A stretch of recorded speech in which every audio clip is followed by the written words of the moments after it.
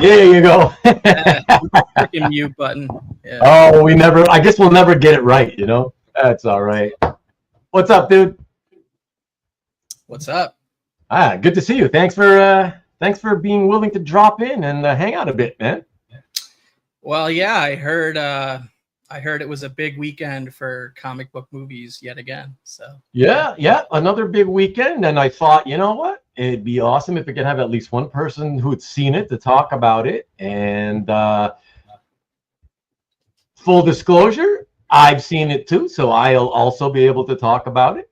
Now, obviously, like 2 weeks ago with the Superman movie, you know, it's only just come out, so don't want to do the spoiler thing.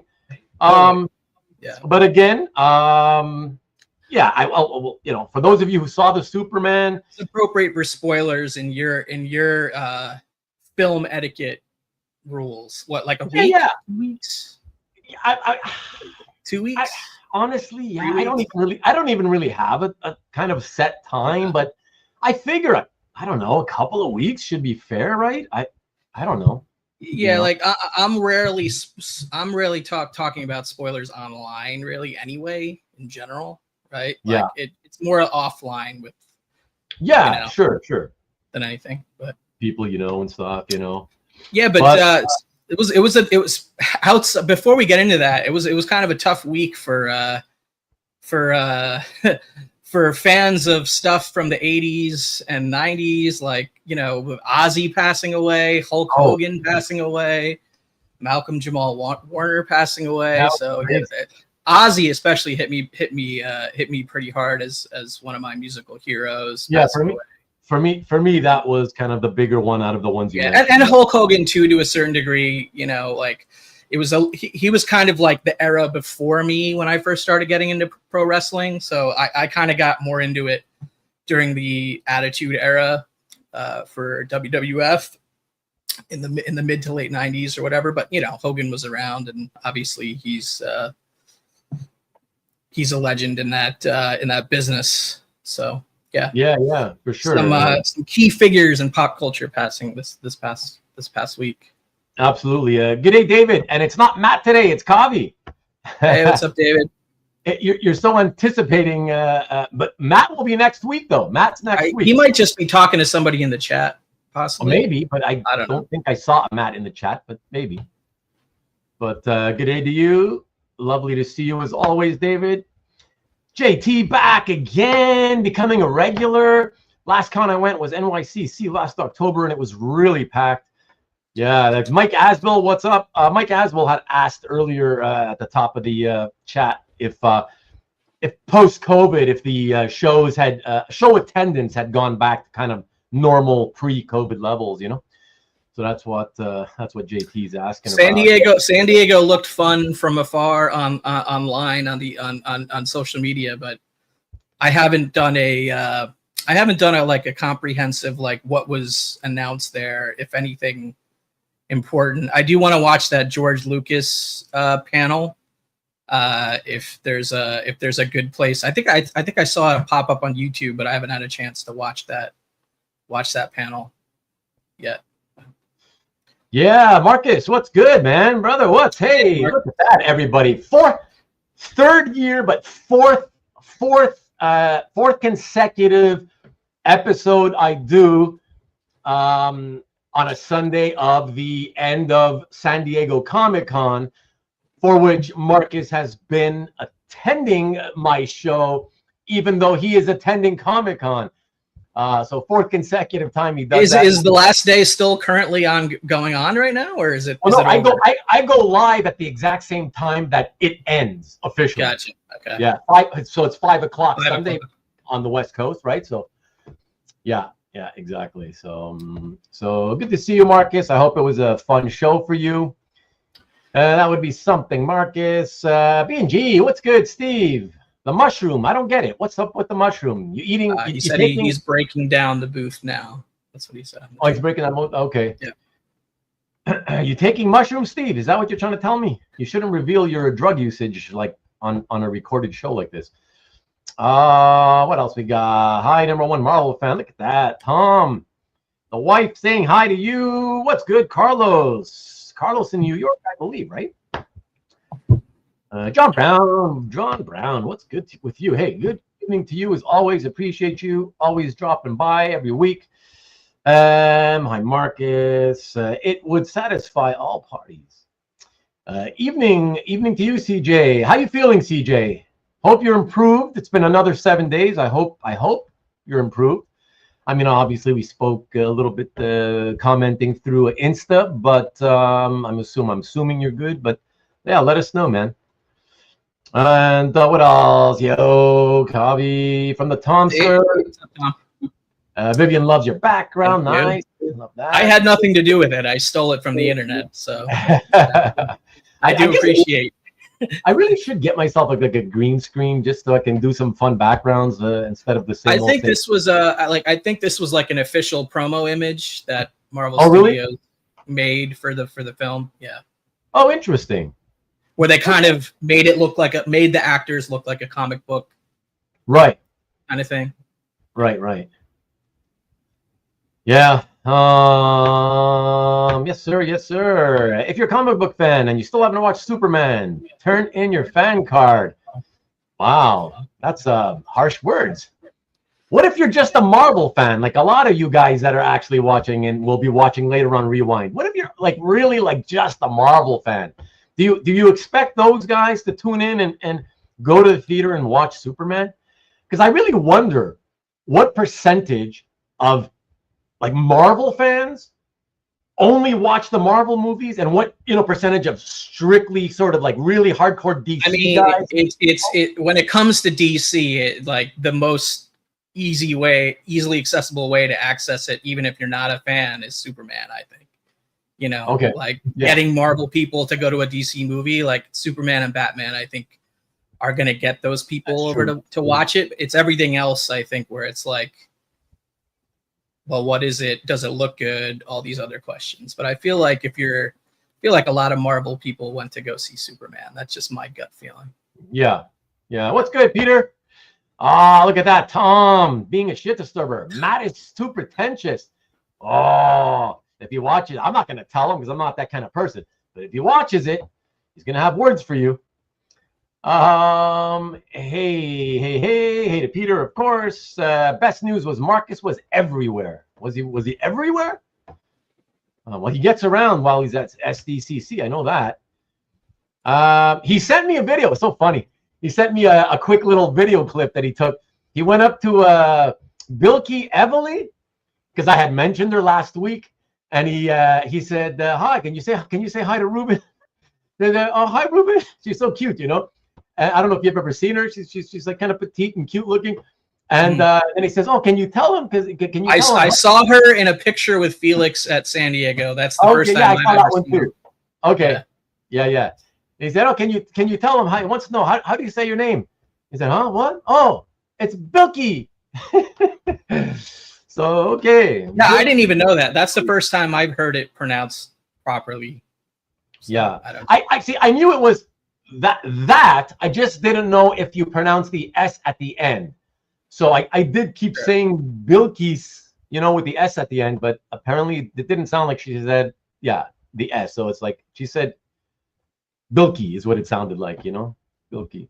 But I wish you would have also said her full name, because I'd like to know if it's Evely or Evely, but either way, maybe next year, Marcus. Breaking the booth down now. Nice.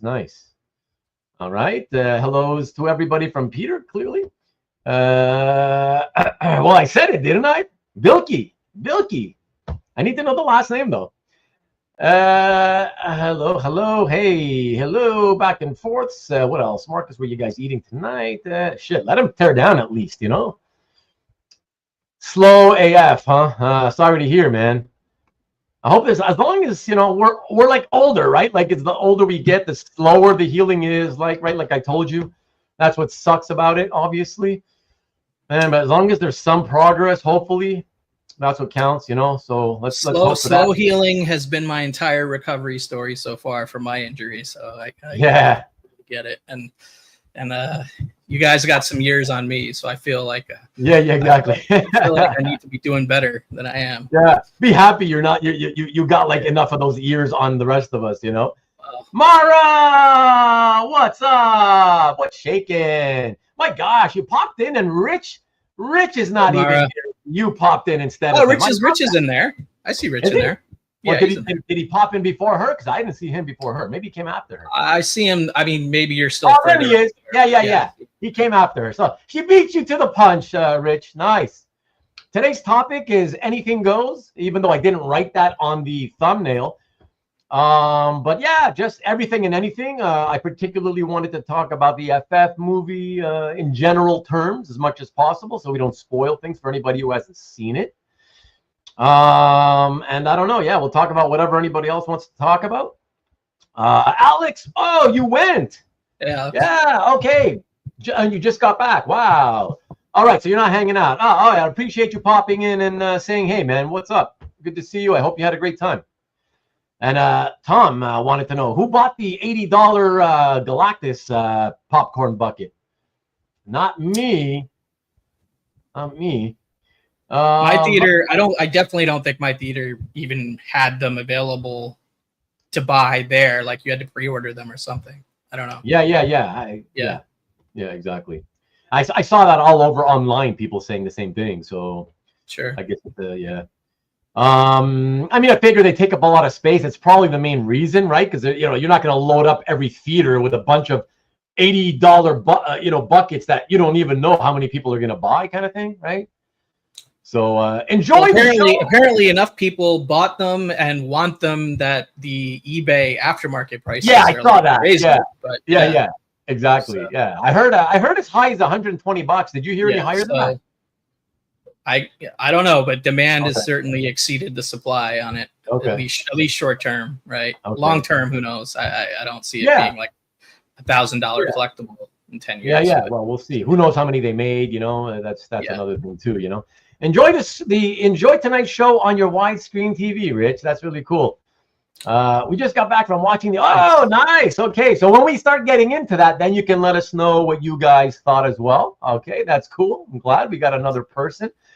Let me see. So I didn't put, by the way, guys, I didn't put a since only one person popped in last week. I didn't put a link to pop into the studio, but if any of you would like to pop in, particularly when we start talking about the FF movie, just pop a comment and I will do that. Okay. And you want me to put the link in the chat, or you want, if you don't mind? I mean, I have it right here, and I'm an admin, so I can do that, right? Oh yeah, or I could literally use your name to do it since I'm an admin. There you go. I mean, although it's always better to just leave it in the description. Yeah. Right, because then it's always staying there. Whereas the chat, it'll go up and nobody. Yeah, well, it's too late to edit that because we're live already. But yeah, I popped it in the studio. But that's cool. Let's see what else. I would never pay to watch a Superman movie. Wow, JT, not a Superman fan or just DC in general, JT? Let us know what kind of a villain you really are. Thumbs up or down? I'm going to get to that. Don't let him start talking about it now. TJ, what's good? Marcus has left the building. Hey, he's got to tear down. He'll come and go. Let him tear down, She did say, she did? Oh, I didn't pick that up. I'll have to listen again. I did not pick that up. It sounded like she said Bilky. Oh, interesting. I'll have to listen again. Yeah, and I listened to it like 2 or 3 times. I still didn't hear the S. But okay, maybe it's because of all the background noise or something, Who's cuter, Peach or Bilky? It's all about taste, right? It's all about taste. For me, I would say Bilkies. But yeah, it's all about taste. Who do you think, Carlos? Let's see. The hellos are flying back and forth from everybody. Yay, what's good? The Jewish dragon. I think the more important question is who makes cuter art. Well, a lot of the female artists seem to make cutesy type art, you know? Well, I would say Peach does, and Bilkies. Is that right, Bilkies? Apparently, Bilkies. Yeah. I like Bilkies's art style. I don't consider it to be in any cuteness type approach to art versus Peach, I guess. You know? Right. Look at that. Jeff Wedding. Greetings from the SDCC. Breaking down the booth. Another booth breaker downer. Nice. Catch you on Rewind. Sounds good, Jeff. Did you bump into George Lucas in the bathrooms, Jeff? Please tell me you did. And ask him to sign your penis? Yeah. Whoa, I wasn't taking the joke that far, but I know you weren't. I figured I'd extend it a little bit, you know? And let's see. Yes, you love helping do the breakdowns? Jesus, that's like the worst part. No, setup is the worst part. Breakdown is the second worst part. How are the prices? I'm going to go out on a limb, Carlos, and say they were outrageous as usual. But let's see if anybody who was there tells us, you know, and see if I'm right or not. I didn't see much posted for art and prices. Yeah, a lot of people. I didn't notice anybody doing that myself. Not yet, anyways. Mike, what's good? Gotta check out FF Wednesday. Okay, how many after credit scenes do I need to wait? There's two. So one in the middle and one at the end. One mid and one post. Yeah. Yeah. So there's two. I mean, but I would say the second one is optional. If you have a schedule and need to be somewhere, it's not, you know. You don't have Mikhail, what's good? Mikhail? Mikhail didn't go. You didn't go, right, Mikhail? I don't think he was lives there. On the East Coast now, right? It's more of a trek for him now. A bigger trek, yeah. But I'm sure if he didn't go, I don't think he went. Because of scheduling and stuff. I would have seen one picture of Marcus and Mikhail if Mikhail went, true. Right? I agree with you. Yeah. I'm gonna go with that. Yeah, exactly. So yeah, good to see you, man. That's because nobody wants to be called out on Ruben's art sales show. What do you mean art sales? You mean my shows in general? Is that what you meant? I don't know. Yeah, yeah, you couldn't mean art sales. I don't do those very often at all. So just art in general. You're less. What are you talking about, DJ? You're less likely to get called out. What do you mean? And called out in what way? For me to ask you to come in, or called out as in like I kind of like, you know, make fun of you, or like, you know. I think maybe he's talking about your comic art 101 series where you call out people for selling too early at a loss or something. Maybe he's talking about that. Maybe. I don't know. That's a good thought process. Yeah, maybe. Yeah, who knows? Maybe he'll let us know. And Rich says, I bought the Galactus bucket. Of course you did. On AMC. Oh, on the site. Okay. Ships in December. Wow. Went to the theater Friday to buy the Galactus and they were sold out. Wow. That's pretty crazy, man. Wow. Oh, wow. Okay. We already got one person giving us their views on the, you know, which one they enjoyed better. Okay. We're going to get into it. I'm not surprised at that take. For me, it's more of like an equal sign in the middle. Okay. There. Interesting. I pretty much scored them close. But yeah. I'm not going to say what I think until we officially begin talking about it. Hello, Makipupu and Hafa Adai. Is that what language is that now? Is that your wife's language? Or yours? I'd vote Bilkies. Okay, there you go, Carlos. We're on the same page there. And hi, Maki from the Vivian. Just saying hello. Oh, right, you're in Guam. Right. Well, hello, man. That's so cool. First time officially somebody in Guam tunes into my show. I'm assuming, unless some of the Rewind people tune in. But the first one who's ever let me know they were in Guam. That's awesome. Well, have a good time. I hope everything's going good there for you, Michael. And if movie in 4D, FF movie in 4D was amazing. What does that? Are you joking? What does 4D? Is that a thing? What's 4D mean? It's like that's like a thing where like the seats move, like they blow, you know, water and smells and smoke at you. Like there's like in the 50s. Yeah, it's kind of like, you know, like the Back in the seats. 50s. It's almost like watching a movie, but also being on a ride at the same time. Yeah. In the 1950s, they used to do that. It's called 4D. It's 4DX, and like I forget. That's what they call it? Oh, I think Regal Theaters has those kind of tickets, or in some cities, but not everywhere. okay, interesting. Yeah, I guess it's not many theaters that do that. It's still a very specialty type thing. I'm assuming a lot more expensive tickets. I guess. Yeah, it's like, you know, it's like IMAX is more expensive, right? And it's like in that sort of vein. Yeah, that's what I figured. So Mikhail, no SDCC this year. Thanks for letting us know. Yo, what's up, Carl? What's good, man? Driving back. Oh yeah, it's a drive for you. You're lucky. That's not bad. Man, I miss being able to drive there and back in my LA days. Back in your old days. Yeah. So Mikhail says the FF production design and sound were great.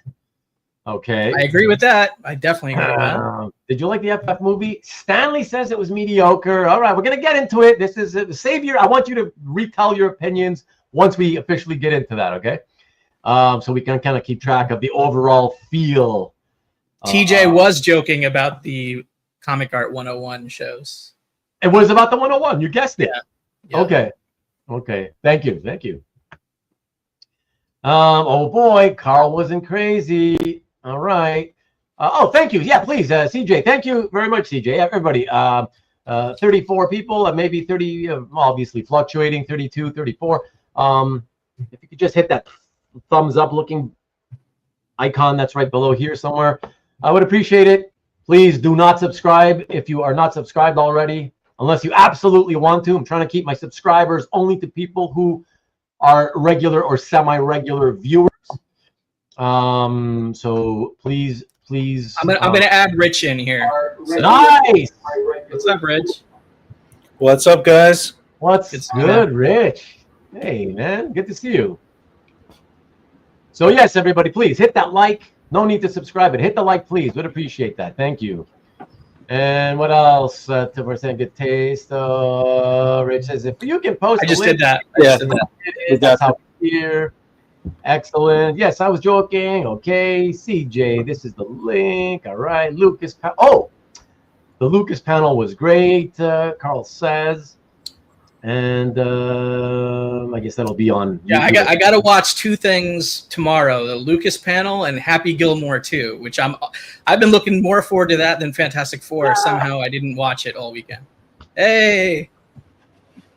Hello. And I'm you know what? Because I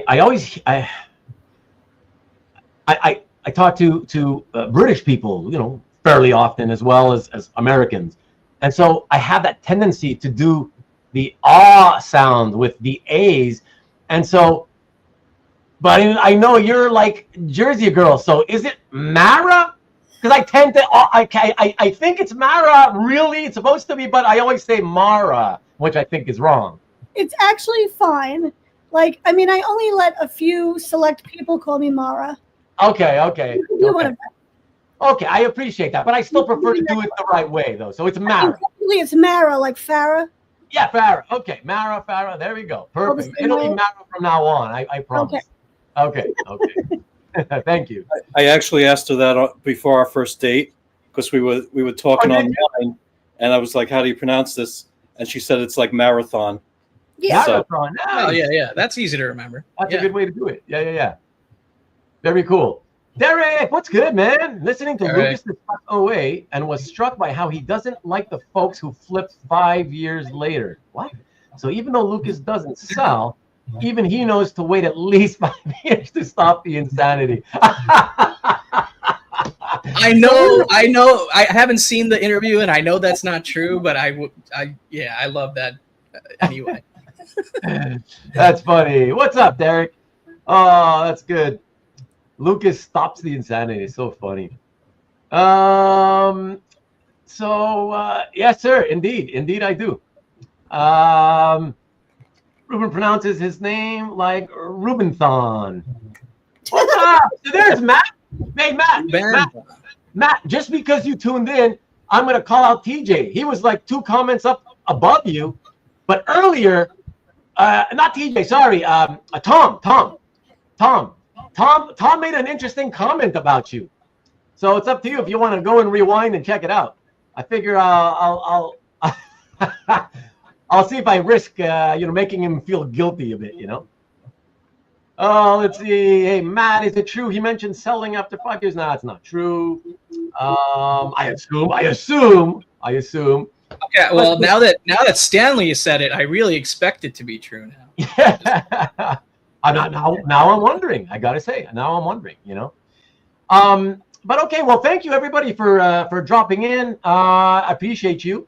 Always fun to have people willing to come by live. That's what makes the all the shows on my channel, that's what brings the fun. Really, is the fact that we all interact together. So I really love that, and I appreciate you all, of course, as always. And those of you watching later on Rewind, of course, appreciate you too. And oh my God, we're gonna have a packed house all of a sudden tonight. How come for 3 episodes consecutive I gotta beg people, but all of a sudden everybody wants to come on tonight? I think we're going to be arguing a lot about the FF movie tonight. Because I'm here. Okay, oh, look at him. He's driving. He's going to have an accident. Oh my God. What are you doing, Carl? He likes to live dangerously. Look at that. He's going to have an accident, and we're going to be a witness. You're freaking me out right now. You're freaking me the hell out. No accident. This is going to be your very first display of full self-driving and streaming at the same time. So here I am. What do you mean by self-driving? Are you in one of those self-driving Tesla? I am. I'm in a Tesla. Autonomous? Autonomous driving. Wow. But I was falling asleep. And if you fall asleep, there's a camera on my face that will basically take off my self-driving if I fall asleep. Oh. But then when I saw you guys pop on, you guys literally woke me up. I was like, you know what? You guys are gonna keep me awake because I'm so tired from this weekend, and so I'm here. I'm here to hang out. Thank you guys. How much longer further away are you from home? So I have a long journey, and I'm going up to Irvine because I was in Korea the last 2 weeks. I think last time we spoke, I was going into movie making mode, so I was gone for 12 weeks. Went to Korea for 2 weeks for vacation, and I landed Wednesday in LAX. Went home, exchanged my bags, drove down to San Diego, met up my nephew, and I've been playing uncle all weekend at San Diego Comic-Con. Oh. So now about an hour back to Irvine to drop off a birthday present for my niece, which is going to be an hour of traffic right now. And now another hour to my mother's house to grab dinner with her, and then pick up my dogs from my in-laws 15 minutes from there. Then drive another 45 minutes home. So I have a long night, so this is perfect. Perfect timing. Well, it looks like the weather's good anyway, so that's good. Weather's great. San Diego, man, it's paradise. Yeah, for sure. Well, look, everybody. Let's get into this. I mean, obviously, you guys saw that the thumbnail graphic. I made it all about the FF movie. Obviously, that's not the only thing we typically talk about on these hangouts, but that was kind of the main thing on my mind. And I'm happy to have multi amounts of people here in the studio, plus whoever, those of you who are in the live chat who may have seen the movie, who we can talk back and forth without, again, spoilers. And that'll be great. So, okay, the first thing that I want to do, if I can, I'm curious, just to start it off, is ask everybody, and this includes you guys in the chat, scale of 1 to 10, what everybody would give it. And here in the studio, let's do it clockwise with Kavi. Scale of 1 to 10, what did you give FF? So when I first saw it, I felt very much that I liked it pretty much on the same level that I liked Superman, where it was like on a 5-star scale, it's somewhere between a 3 and 4, right? But then on a 10 out of 10 scale, somewhere between a 7 and an 8. Oh, And that's kind of still how I feel about it. I saw it on Thursday night, so it's been 4 days since I saw it, and I don't think my score has drastically changed. I would say it's still somewhere between a 7 and 8, 7.5 to an 8. Probably, I would probably lean closer to 8 than 7, I guess, but somewhere between that, and that's pretty much the same score I gave to Superman as well, and that I like them for different reasons, but yeah, I enjoyed the film. Like, yeah, of the 4 Fantastic Four films that exist, it is the best one, right? And so that was a bar it had to cross no matter what. Oh, right? For sure. How good it was beyond that, I think it's probably subjective. It's probably a lot about your expectations. It felt like a Marvel Phase 1 movie in Phase 6, like an origin movie for the FF. And I feel like maybe some people's expectations expected more things to happen outside of that. And I don't want to get into spoilers, but like maybe there's a little bit of a confusion of expectations there. But overall, I liked it. I had fun. All right. Looked great. Looked great. I liked it. I liked the characters. I liked the performances. I just wanted to get numbers first, and then we can talk about everything. Okay. Yeah. I don't know. A 7.5. Okay. Perfect. So for me, I was at around 7.2. And that's of course, so specific. Well, no, like I go with like IMDb, right? Okay. And so I go by tenths of a point. So it's like usually I am I can nail it down to like, let's say 7, but then I'm like, I can push it to 7.5, but then I'm like, that other one I liked at 7.5, and this one's maybe not, just a little bit less. So it's gonna be somewhere in between. So that's kind of why I just go by half a grade, like it's I'm CGC grading it or something. Yeah. No, that's fine. That's fine. Yeah. But that's it. I'll give obviously I'll get more in depth. I'm surprised we were so close on our opinion of it, but okay, cool. Yeah. Rich and Marrah, you guys individually, please.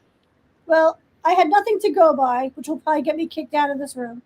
Any Fantastic Four film, didn't know the characters, what have you. I give it a 7. Oh, I appreciated it. Wow. Liked how the Thing wore a Brooklyn Dodgers hat because it reminded me of my dad. So, that's cool. So that's really cool, actually. Yeah. You, Rich?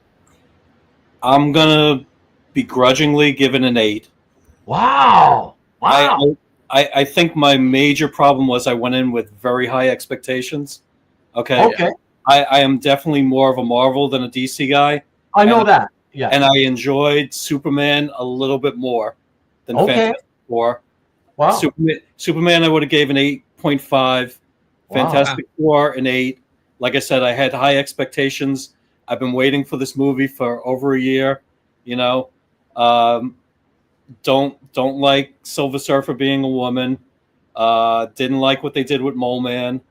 We're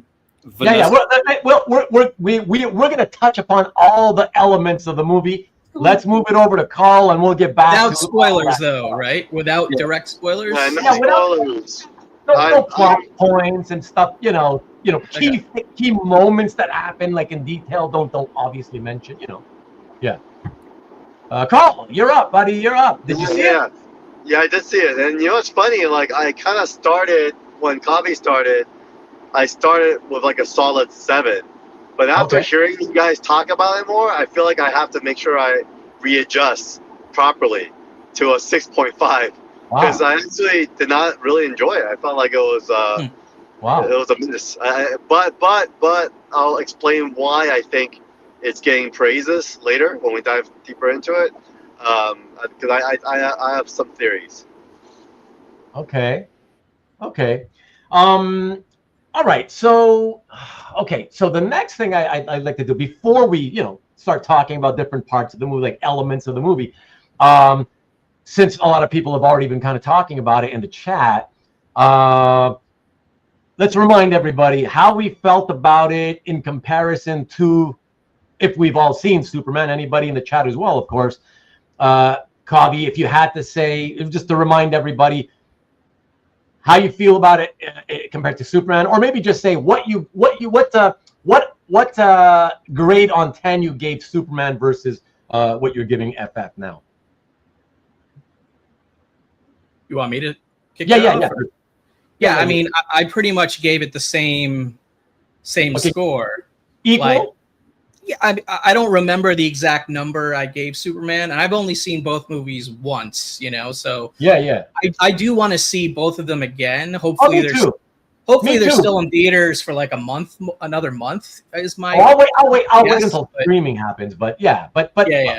We're just talking about, you know, your first impressions. You got to see the whole movie. It's not like you know. Yeah, it's not so like- when I first saw Superman, I gave it an 8, and then I slid my score down, like Carl's, kind of in a way, after thinking You think about it, Yeah. hearing some other feedback and stuff, and I slipped that score down to a 7. So that was my Superman score. When I saw FF the first time, I gave it a 7, and now I've kind of increased it to a 7.5. So it's like it's very close. It's very close, Okay. and Okay.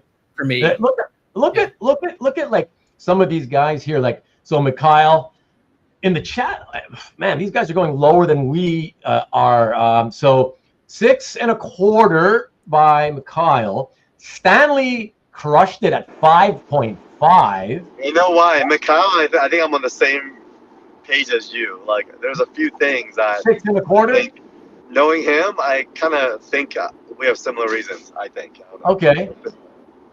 Tom says I give it an 8. That's pretty strong, very strong actually. And switching his YouTube account from the Pop Sequentialism to the Gallery 30 South is Matt again, saying that he liked FF a little bit more than Superman, but he, if you remember, Matt liked Superman quite a bit.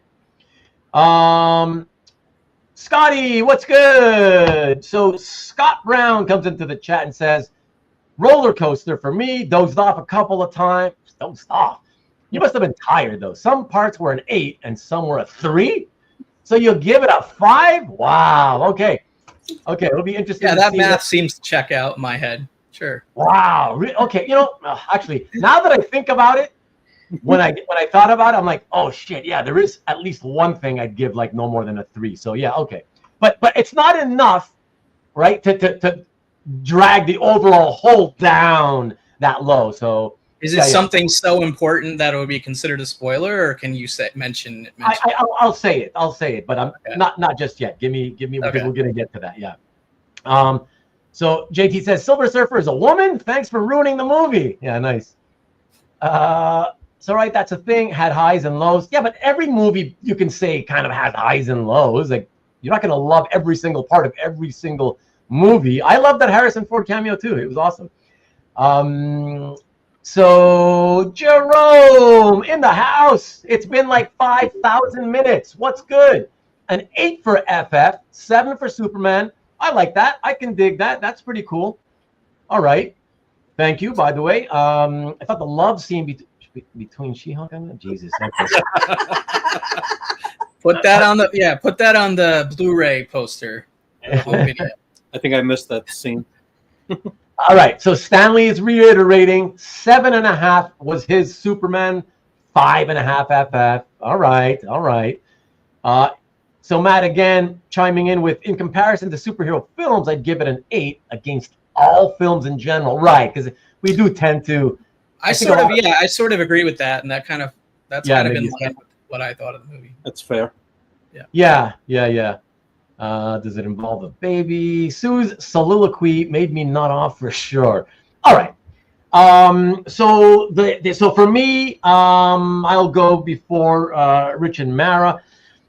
So yeah, to reiterate, so for me, the Superman was a solid 6.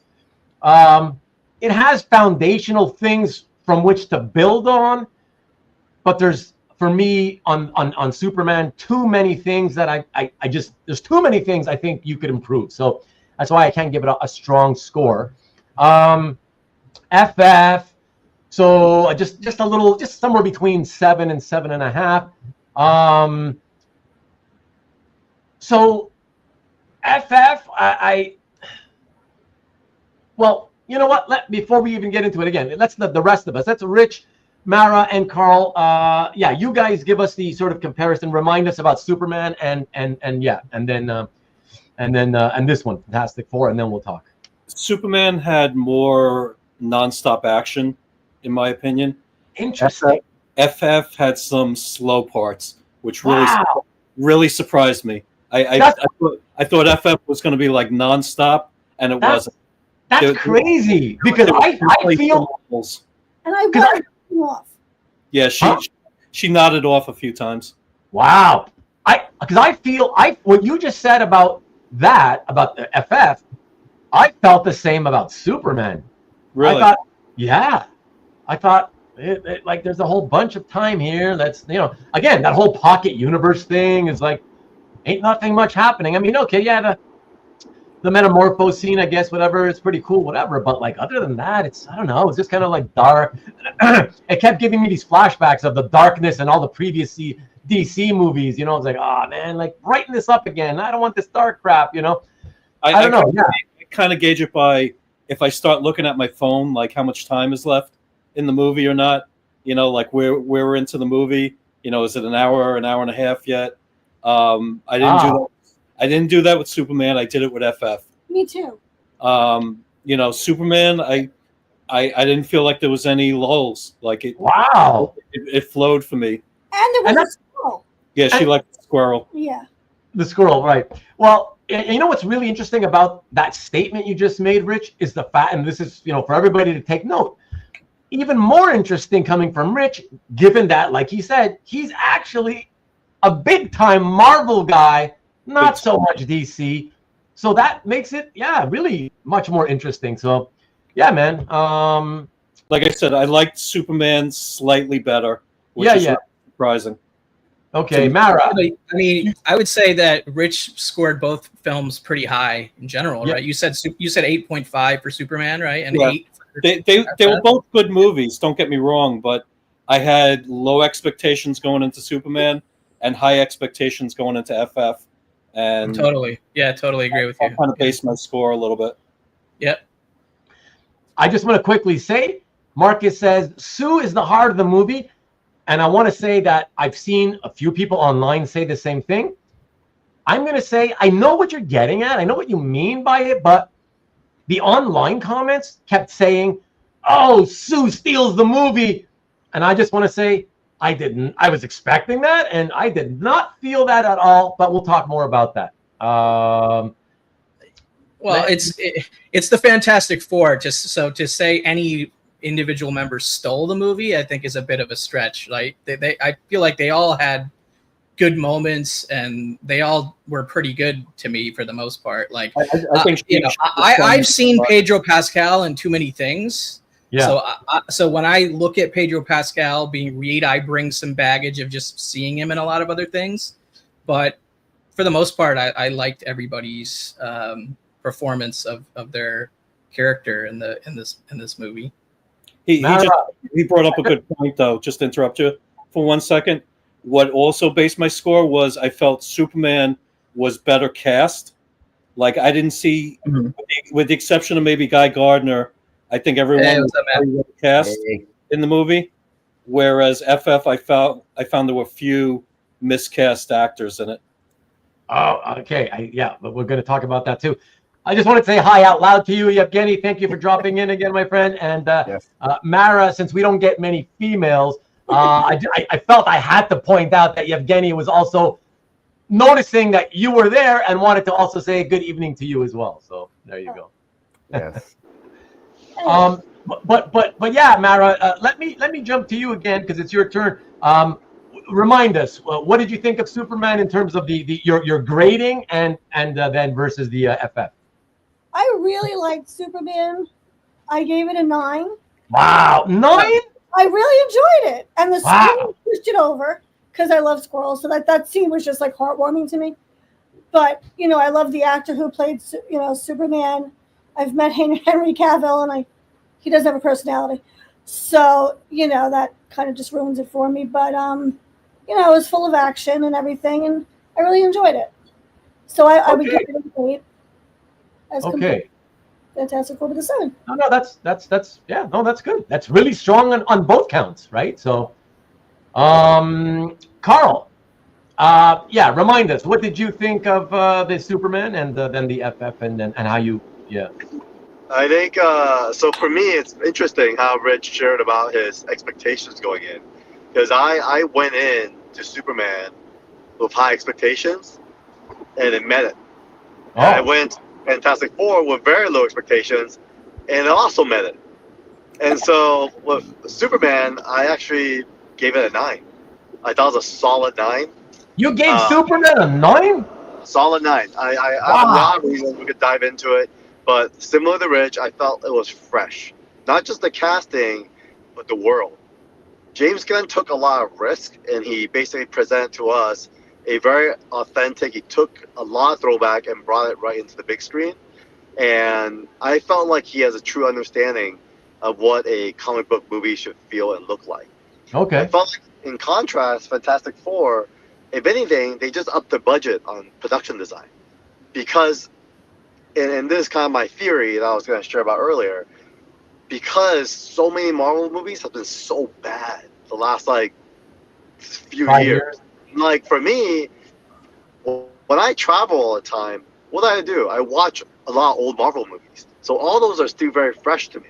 So that's my standard of what Marvel movies should be. But Fantastic Four is still here, dude. Like, just because the last 3-4 years they've been putting out 3s and 4s doesn't mean Fantastic Four is an 8. Like, Fantastic Four is a solid 6.5, 6. I was actually being a little generous.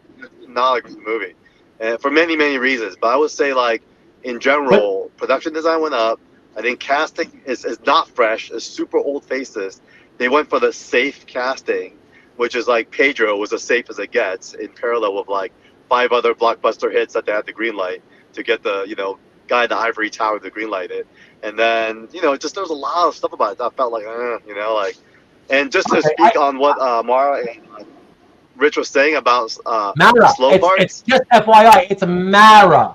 Marrah. The very last thing I'll say is this.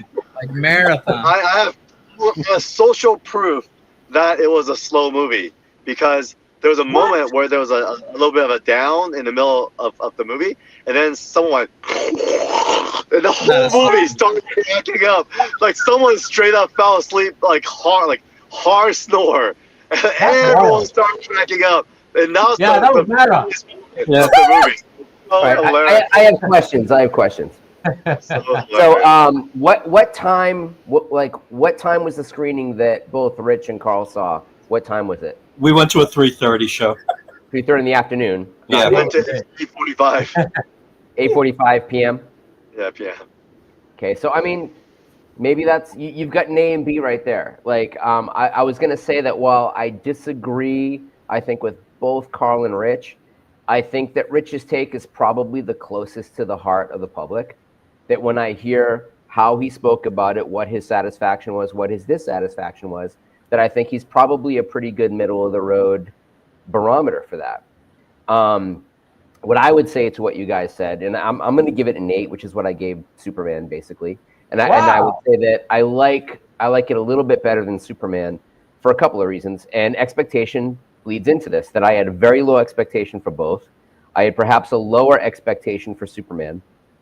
And I will say that by having this kind of retrofuturism, 1960s, not version of our world, but a version of the world that had the Fantastic Four in it in the 1960s, because it is better than our 1960s, if by no other metric than a very important character is an African-American female in the film, which shows that this is a very different 1960 whatever than the 1960 whatever of the 626. And what do you say to those who would say, "Oh yeah, Matt, now you're just being woke"?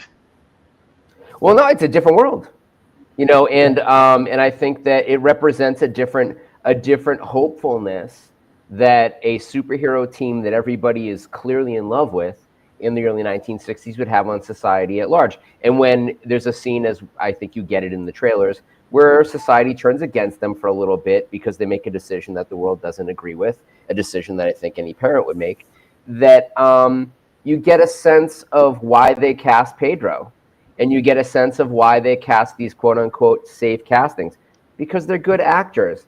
And the fact is that you need somebody that can convey believability, understanding to a mass audience, not just nerds like us who like comic books. And the other thing is that I believe that's the same Reed Richards that would have made a bad decision in Civil War. Like, because they present him as being very analytic, almost too analytic, lacking in a certain amount of empathy because he's so smart. And I think that Pedro Pascal really did that. And when I heard he was cast, I'm like, he's too old, the guy's and everything, all the same stuff that you guys said. Like, I completely agree with it. And then I saw the film and I'm like, I don't know who else you could have gotten that would have conveyed that, who isn't in the same age range. Krasinski, he's the perfect casting.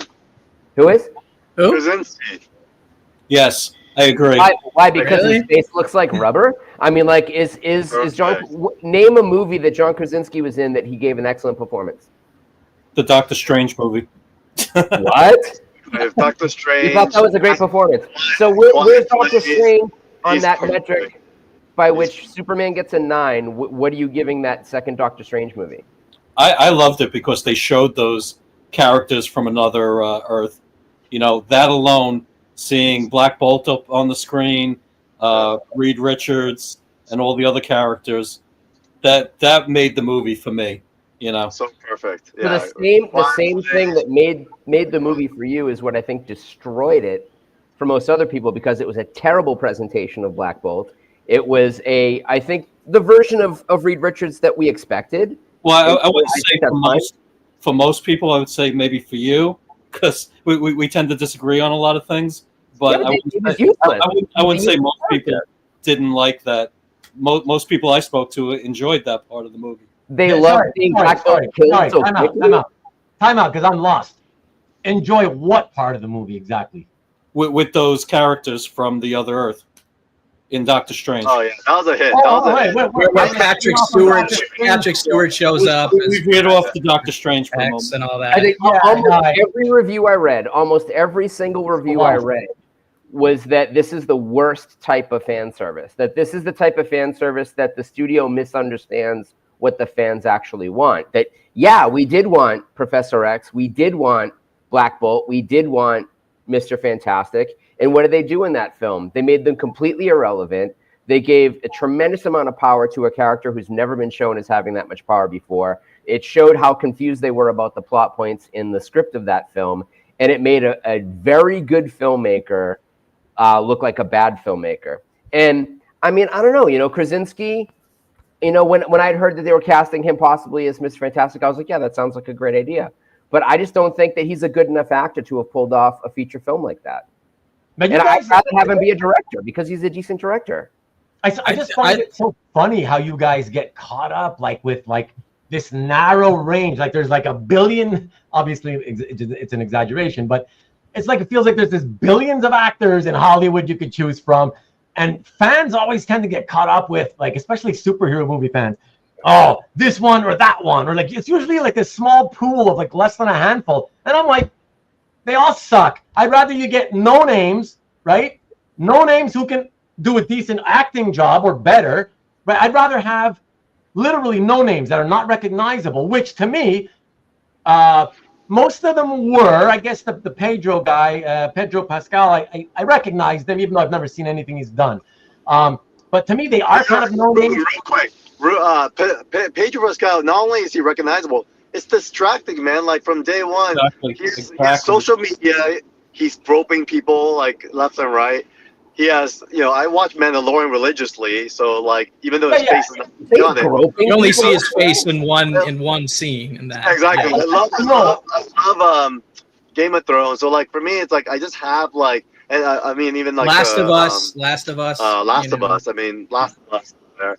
So much of him, it's just too much, and it really was I think it was an acting. I think when it comes to Pedro, you don't get an acting fit anymore because it's offer only. Like you give him an offer because you think he'll do the role. I get it, but I feel like yes, I'd rather have a no name than Pedro, to be honest. Exactly. It's not like Krasinski, Pedro. But I just want kind of to reeling from the fact that when I asked you to name a good theatrical performance by John Krasinski, that you said Mr. Fantastic, a role that he had for, I think, roughly 2 minutes and 20 seconds of screen time. Again, not a great example for like, oh, he could carry a film.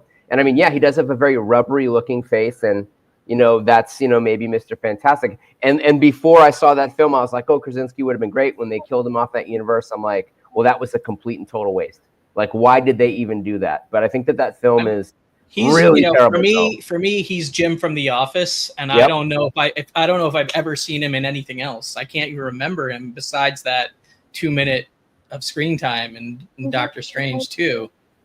So, yeah. I mean, he did the I never saw the Quiet Place movies or any of those. Other movies. the Prime series where he kind of took over the role that Harrison Ford made most famous in Clear and Present Danger and Patriot Games.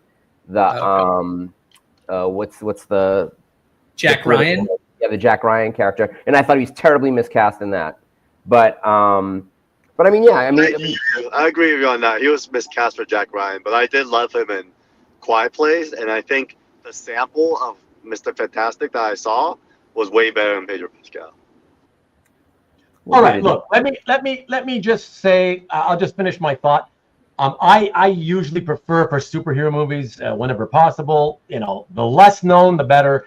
And for the most part, for me, I'd never seen Pedro Pascal in anything, so I only know him from seeing his face in photos online, in articles about him or whatever, his acting and stuff, But I still don't like his face with the cheesy mustache. To me, I couldn't do that. I couldn't deal with that. But at least for me, he was fairly unknown. But I just don't like his look. I was happy that for me again, Johnny and Sue were completely unknown.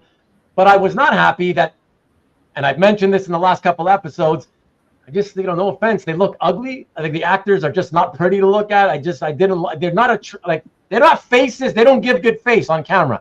That's just how I feel. I was just like, can you get somebody who's at least makes me want to look at them? Like, I don't know. So I wasn't. You don't think Vanessa Kirby's good looking? I think Vanessa Kirby's pretty attractive. Yeah, I disagree with you, Ruben. Yeah. And I mean, and as far as them being unknown, I saw her in what? She was in a Mission Impossible movie or something. 3 Mission Impossible films. 3 Mission Impossible.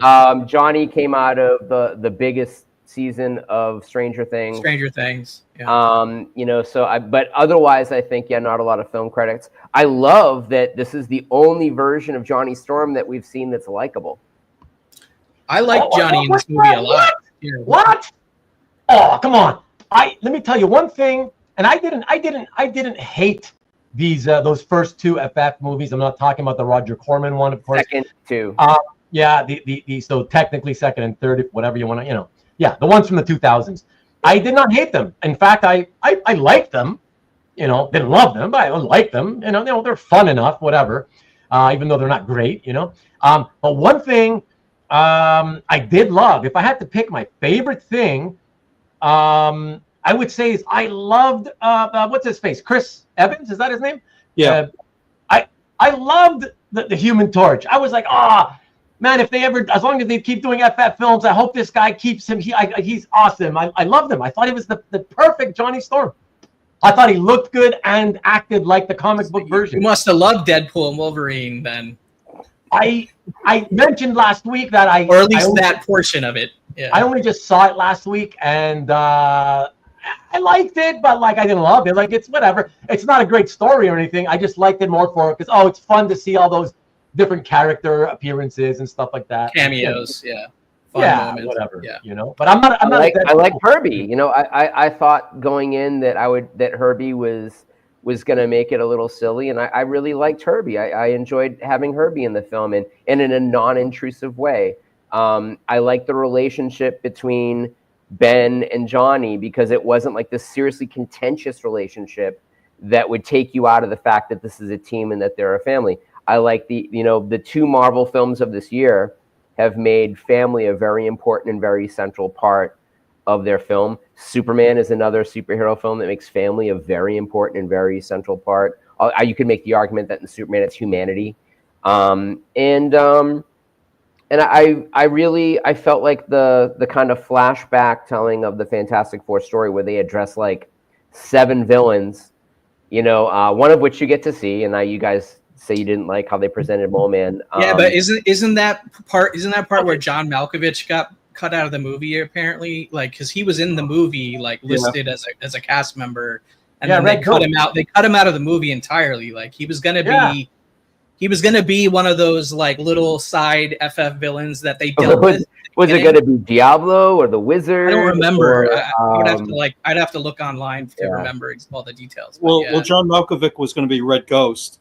Ghost, that's it. And they cut out his scenes because they said it slowed down the pace of the movie. I think it would absolutely would have. The scenes were great, but it just didn't fit very well. But did you notice that when all was said and done, the movie wasn't even 2 hours long? It was like 1:45. Yeah, like I felt like it could have used another 20 minutes of like interplay. Like I enjoyed the way that the characters were interacting with each other, and I wish we saw more of those like early FF battles, because they're like the only. I hope it's not a spoiler to say, but like, they're like the primary heroes of this Earth, right? So it would have been cool for me to see some of those other, triumphs before they encountered the Galactus challenge. But oh well. But that would have given that guy in the audience that Carl sat through a louder snore, I guess.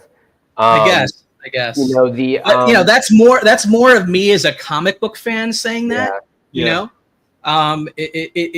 So when you have that comic book like want for to see scenes like that, but I wouldn't necessarily say it would have been a better movie had those scenes been in there. But I wonder though, like, don't you find it interesting that they cut out John Malkovich? And look, we don't know how much screen time you would have had anyways, but I don't think it was very much. Yeah, like they cut him out completely. Probably 5 minutes or less is my guess. Exactly. Oh, see that? So that makes it even crazier. That's just a guess. I don't know anything. I don't know anything. Yeah. No, everything I read, they said it was a very small part that it had.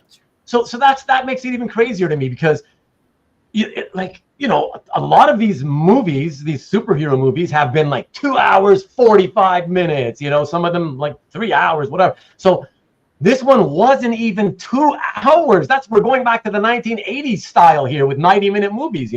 But that's been a complaint. That's been a massive complaint among audiences, that films are too long. No. Especially for me, I don't like those long. Even if I'm enjoying a movie, I don't want it to be that long, right? But 1:45, I don't know. If you cut out John Malkovich, he's a great actor.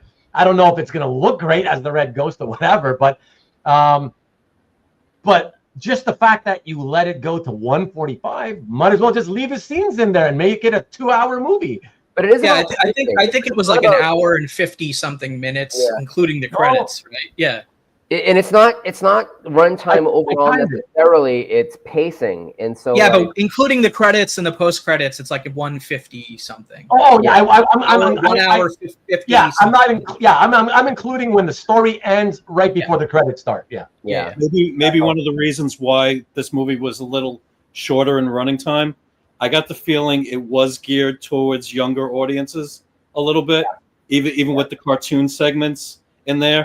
And proof of that is when we were leaving the theater, one of the little kids in the theater with us was singing the Fantastic Four song. Fantastic Four. They're like singing it as they're going out the door. I was like, wow, this is really appealing to a younger audience. Yeah. Mm-hmm. I love the score. Michael Giacchino is amazing. Let me quickly get a comment in here, guys. From Murdoch says, I feel like I'm freaking out about this. I feel like going with Galactus out of the gate for the FF was silly.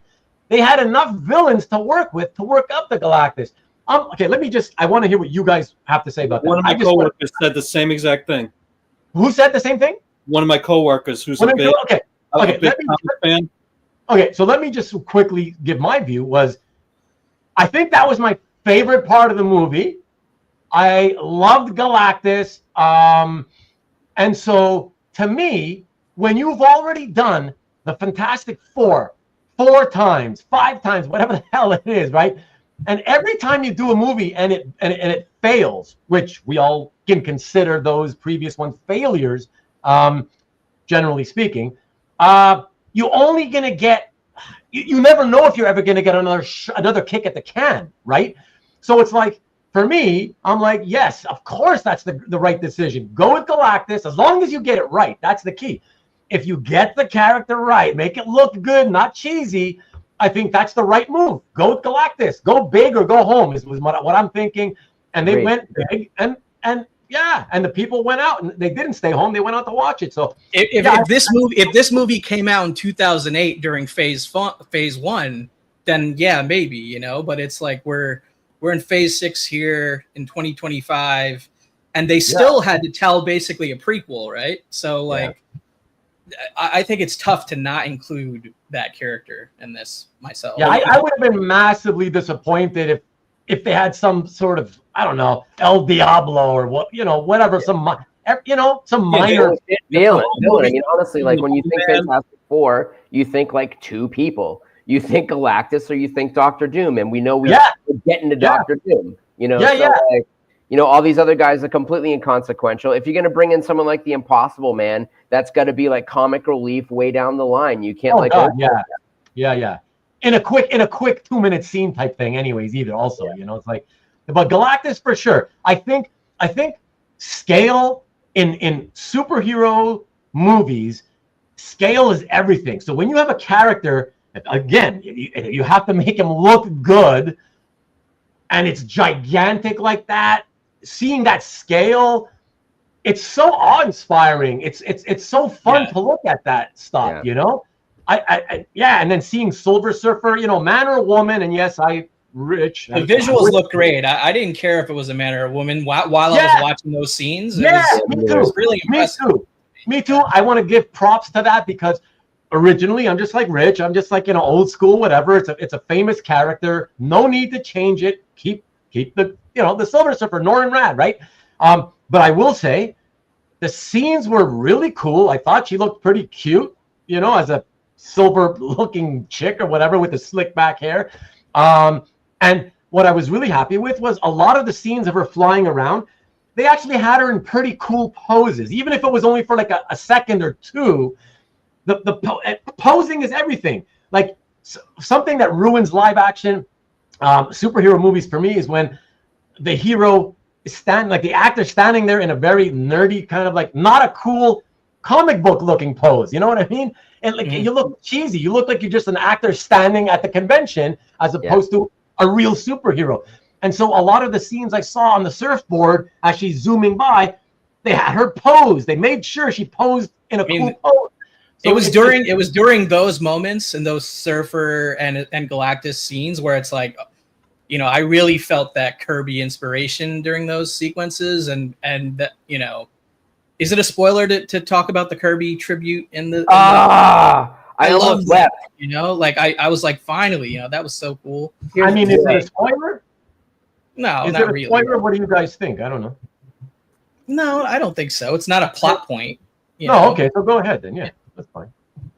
Well, I'm just saying that I thought the movie was a visual feast in a true dedication to Kirby's, you know, work, right? His body of work, just in a live action Galactus movie. is like his chair and the plugs in the back seemed like it was straight out of Thor. You know, like that Galactus origin story that runs through several issues of Thor. Like it really nailed it, and I didn't get it until you saw him detach to leave the ship, and then I'm like, oh man, like that's straight out of Kirby in such a beautiful way. That there's a great when he looks at the Statue of Liberty, you know, when he's like walking out of the water, like there's just all this amazing stuff that I think they really nailed. Me, you know, like when I was a kid, of course, I loved the Silver Surfer. Honestly, I wouldn't have cared. I mean, the Silver Surfer, it's not like his dick is hanging out. So, like, you know, do we honestly know that Norrin Radd was male, except for the fact that we assume that he is? I mean, who cares? He's male. Come on. We know he's male. Come on. Do we? Yeah, we do. Come on. Do we? He's drawn as a male, so he's male. Come on. He is? What about him is male? The one thing that would make him male. Have you ever seen the Silver Surfer's dick? Never. No, the physique is male. It's obviously male. Could be. I haven't seen that, but I've seen Donald Trump's on South Park this past week. That was amazing. What a beautiful thing to see. Sort of. I guess I just want to say to Murdoch, listen, I would love to have seen, I don't care about Nova because she's just another Human Torch, but female, so what's the point? But Terrax would be cool. Again, if they make him look good, that'd be cool. But I have no problem. You know, Silver Surfer is the original Herald, so I am absolutely fine with that. Again, early on, well, right up until I saw the movie, I would rather have the original Silver Surfer, Norrin Radd, but as I watched it, I was like, this is cool. I'm good. It didn't bother me. And I saw other people online saying the same thing, that, you know what, I'm hardcore all about, you know, the original. I want Norrin Radd. But then I saw it and I was like, you know what? It was still it was well done. It was fun. So I'm okay with it. It's cool. Yeah. And this isn't 616 or 626 or whatever the hell that's what we talked about last week a little bit. Yeah. So I'm assuming, you know, that will come in later on or whatever. But that's the thing I'm wondering about too, is you need more Galactus action, Stanley. I thought there was pretty good Galactus action. I'm happy there wasn't less. I was scared there was going to be less. No, that's not a spoiler, Pat. What was a spoiler? No. We're not doing spoilers. And to a degree, like, I think he was talking about the Kirby tribute thing. Maybe. I mean, Galactus is kind of an impossible character to do right if you show too much of him. You know, like if because your whole sense of scale can get warped pretty quickly. Get pretty quickly warped. You know, I mean, you saw that in the Kong versus Godzilla, where Kong seemingly changes sizes like 15 times in the film to accommodate the size of the vessel that he was on. And I mean, a very enjoyable, not very good movie, right? Is Kong versus Godzilla. I think that with this film, it's the first time in a very, very long time that I'm excited about something new in the MCU. I think that when you look at, and I love Thunderbolts, but I also loved Black Widow. But again, Black Widow is a film that takes place before Endgame. And so Thunderbolts to me is like, aside from perhaps the Spider-Man films, the only film that takes place after Endgame that I liked. I think all the other films were completely dismissible. I like Thunderbolts a lot. I like Thunderbolts more than Fantastic Four, actually. It was way better than Fantastic Four. Yeah. I haven't watched that, and I wasn't intending to, but now you're making me kind of think about I should watch it. There's a FF related post-credit scene in Thunderbolts. So. Yeah. I heard about that. I heard about that, but I don't know. Do I need to watch it just so I can see the post-credit scene? You know what I mean? No, but it's still a fun movie you should check out eventually. Okay. It was enjoyable. Okay. Can we talk about another reason why I was disappointed in Fantastic Four is I felt like the power levels are really off. I felt like obvious matchups when it came to like who was versus who. I felt like it was like super off, like across the board. And I felt like for me, like Galactus and Thanos, like dude, it's like I know with the Infinity Gauntlet it's not comparable, but Galactus is up there, man. Like with power level, but I felt like they like downgraded him. I don't want to spoil anything. But I felt like they didn't really maximize him. I felt like they kind of blew their load with a villain that we could have really built up to, getting to know better, and instead they kind of wasted it. So, but at an hour, but at an hour 45 minutes, I thought we got quite a decent amount of Galactus, and I feel like, I feel like okay, this is kind of building for. I want to see him more now. This is the thing, is like, as this next phase goes with the movies, I'm like, oh my God, bring Galactus back into it even more. I want to see more of him now. And if they ever did, well, then hopefully then you could see the power level get bigger and bigger, you know? Right. And it doesn't even necessarily have to be the same version, right? Because it's all these different universes, universes and stuff. That's another thing too. With that. Yeah. We sort of get this, we're sort of shown that every other world that he's eaten doesn't really have protectors. You know, so he may be entering that fight like Tyson having that fight in Japan where he doesn't train and the guy, Buster Douglas, just knocks him the fuck out. You know, like, so like, I mean, if you're used to winning every fight and you don't train and you get a fight, then you're off your game. And there's also a lot of different storylines in the comics where Sue has almost Omega level power every once in a while. And I can think of no other reason except in trying to protect her newborn child that she would reach that, and she pays an ultimate price for it. So, I mean, like, in speaking of the power levels, I didn't really feel like the power levels were off.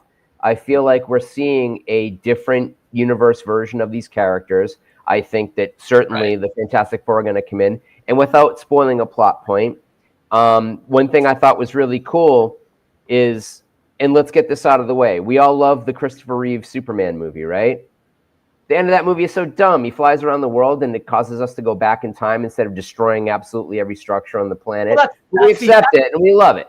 Yeah, but that's the but in this opposite. film, there's kind of a harebrained scientific scheme at the center of this film that gets canceled before it happens. And like when it gets canceled, you're kind of like, wow, I'm really glad that didn't work out. You know, that would have been really fucking stupid. And instead, they come to the easier, more explainable, more relatable, and quite honestly, smarter way of taking care of the nemesis. And you, like I say, I really like that you get this version of Reed Richards where you know he's really, really smart, but that he goes to dark places. It's got to be really difficult living around a guy like that. Let me get this in because Josh has been making really great, well thought out comments all night so far. So thanks, Josh. And I've been posting them, but I'd like to read one every now and then. So you know, in terms of the whole Galactus thing. So he says, keep in mind her, as in the Silver Surfer, betraying Galactus at the end really does set up for a wide open field of replacements, and you can see anyone from Norrin Radd to Fire Lord. In the end, the female surfer issue might be moot, is what he means. But I don't think so. I have a gut feeling that, I don't know, my gut tells me it'll still be, if Silver Surfer comes out again, I feel like it'll be her again, but also with Norrin Radd. I just have this feeling we're going to see both at one point, you know? But who knows? It's all right. You're probably right. I mean, with 2 Avengers films in production, the possibilities are endless, you know, with these like mega movies that are going to be coming out where all sorts of other people from other movies are going to be in them. So yeah, and I think it's more so than the let's say a couple of movies in production. It's more direct to the point, I should say, about the fact that now that they're doing the whole multi-universe thing, right? That's what ultimately opens the entire Pandora's box, where like now you could see 17 different Silver Surfers if they really want to. We could start seeing 27,000 Spider-Man characters if they, you know, like, so that's, who knows what's going to happen. We probably will start seeing all these different versions of the same character at some point, right? Maybe it culminates, right? The Phase 6 maybe culminates in some crazy wild thing like that, where it's just they throw everything but the kitchen. I think it's Secret Wars. Secret Wars is literally that. That's Secret Wars, I guess. Yeah, the last movie. Yeah. Yeah. Oh, that's what they said. So it ends with Secret Wars. It's either the end of Phase 6 or Phase 7. I don't know how they're, but it's the furthest out Marvel Studios project that we know about. Oh, I see. Okay. So okay. I mean, there was a reason why she was a female character. You know, who swayed her? Johnny.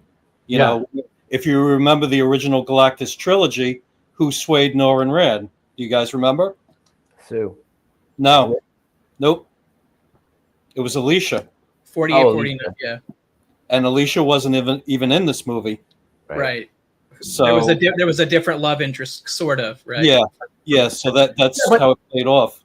Yeah, but Rich, I mean, it's a good point, great point actually, but I don't think that necessarily was what they were thinking of in terms of, you know, because of that plot point, let's just make Silver Surfer female. I'm just saying it played into the story. It played good, yeah, for sure. It may not have been their whole reason for doing it. I'm sure they wanted a strong female character in addition to Sue, you know, and I mean, as with most Marvel, Disney movies. Yeah. Although you didn't really need it when you think about, because you know they were going to make something with Sue. They wanted to make you. It was obvious they wanted to show that, you know, Sue is not the Sue of old from the back in the '60s, right? When John Byrne really, right, during his run, absolutely made her finally, you know, sort of an actual human being, sort of established that she's really way more powerful character.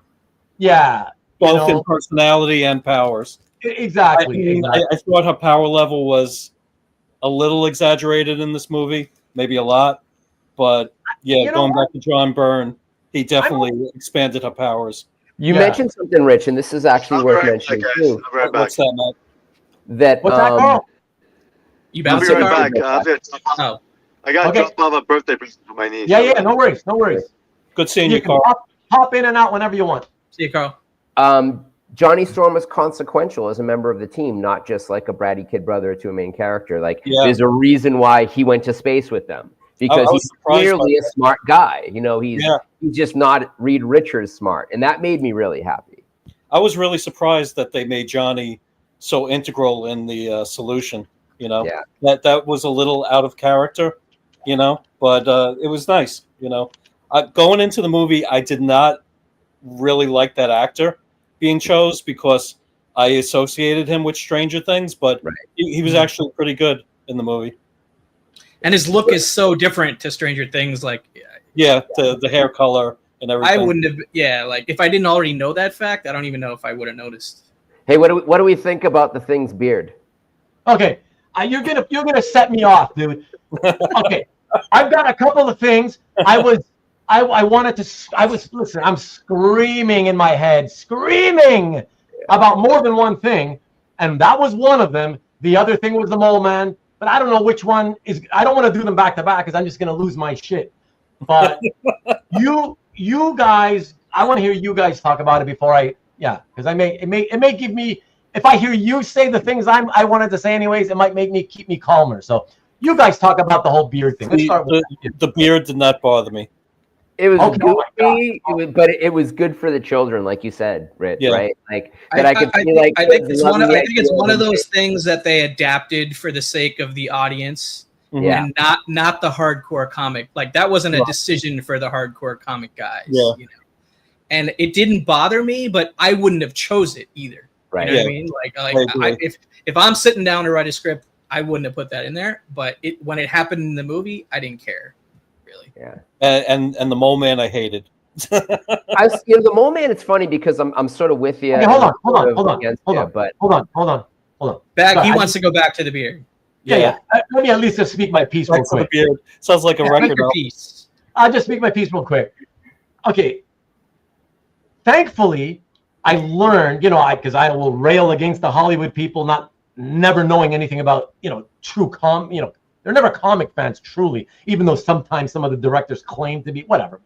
Look, I found out that the beard thing was not a decision by Hollywood. I found out and I saw images that it was whatever writer was doing FF. I don't know. The comic book the artwork looked very modern, so in contemporary times. So some creator came up with it, and so I just railed against the editor who allowed that to happen. Should have had the ass fired and never work in comics again.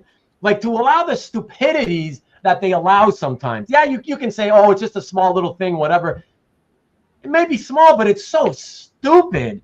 Like, we railed since childhood to try to defend the art form of comic books, right? Against all the people that would tell us comics are for kids, comics are stupid. And it's so hard to stick up for them when even now we're all in our 40s and 50s and older. And I feel like the creators still do stupid things that give people reasons to say comics are stupid. Look, your skin turned to stone. All right, it's a superhero fantasy thing. We suspend our belief for that. Fine, right? But there's a limit to how you want to know. How often do you need to suspend your disbelief? Like, you're made of stone, all right? Yes, I can tell you, some stones on Earth are porous. The ones that they use to draw the thing with have never appeared to be porous. There's no reason he would have rock hair growing from his face. It wouldn't happen. It's just so ridiculous. And the other thing is, okay, now we've seen you with your rock beard. Why don't you show us how you shave it off? How do you get rid of those rocks? You just start snapping them off your face and throwing them at the villains? Like, what are you doing? He was using a grinder. Yeah. Yeah, like the chef. Well, here's the question. If his beard is growing, why isn't his hair? Yeah, like, come on. Does he have his hair? You know? If it didn't bother you, it's one thing, but you have to admit it's so stupid. Like, it's so needless. What's the point of that? It was just something different. It didn't bother. Yeah. For me, it's like I noticed it, then I moved on. I didn't even connect the dots that it was in the Jonathan Hickman Fantastic Four run, that there was some, like you were saying, some creator did that in the comics. It was Jonathan Hickman, I believe, in his Fantastic Four run. Really? Yeah. And by the way, I just want to make the point too. And it's a really good run. It is a good run. It really angered me more so because remember that scene at the beginning? Okay, like, I mean, it's not, I don't know, how do I do that without spoil? Anyways, okay, whatever. You guys haven't watched it. It doesn't ruin anything. So early in the beginning, the Thing, the first time, or I guess the first time I think we see him coming out of the water. You remember that? Yeah. Coming out of the water, right? He's pulling on something. Pulling the boat. Dragging some. Okay. Pulling the boat. That was part of like one of the heroic moments they were showing to like set up who the FFR, right? Yeah. So that moment when you see him, he's coming out of the water, he's coming towards the camera, and you see him full body, pretty much, and maybe his feet were still in the water. I don't remember. He looked fantastic. They for the first time ever in that shot, they got the Thing looking right. His face looked like the classic on-model Thing of John Byrne, Jack Kirby, the Ron Wilson, the few guys that really get the look of the Thing right. Look fantastic. So it's kind of like after all this time, all these years, you finally get the look right, and then you go and spend the second half of the movie covering his face with this stupid beard, rock beard. Like, it's such a, I can't do it. I can't.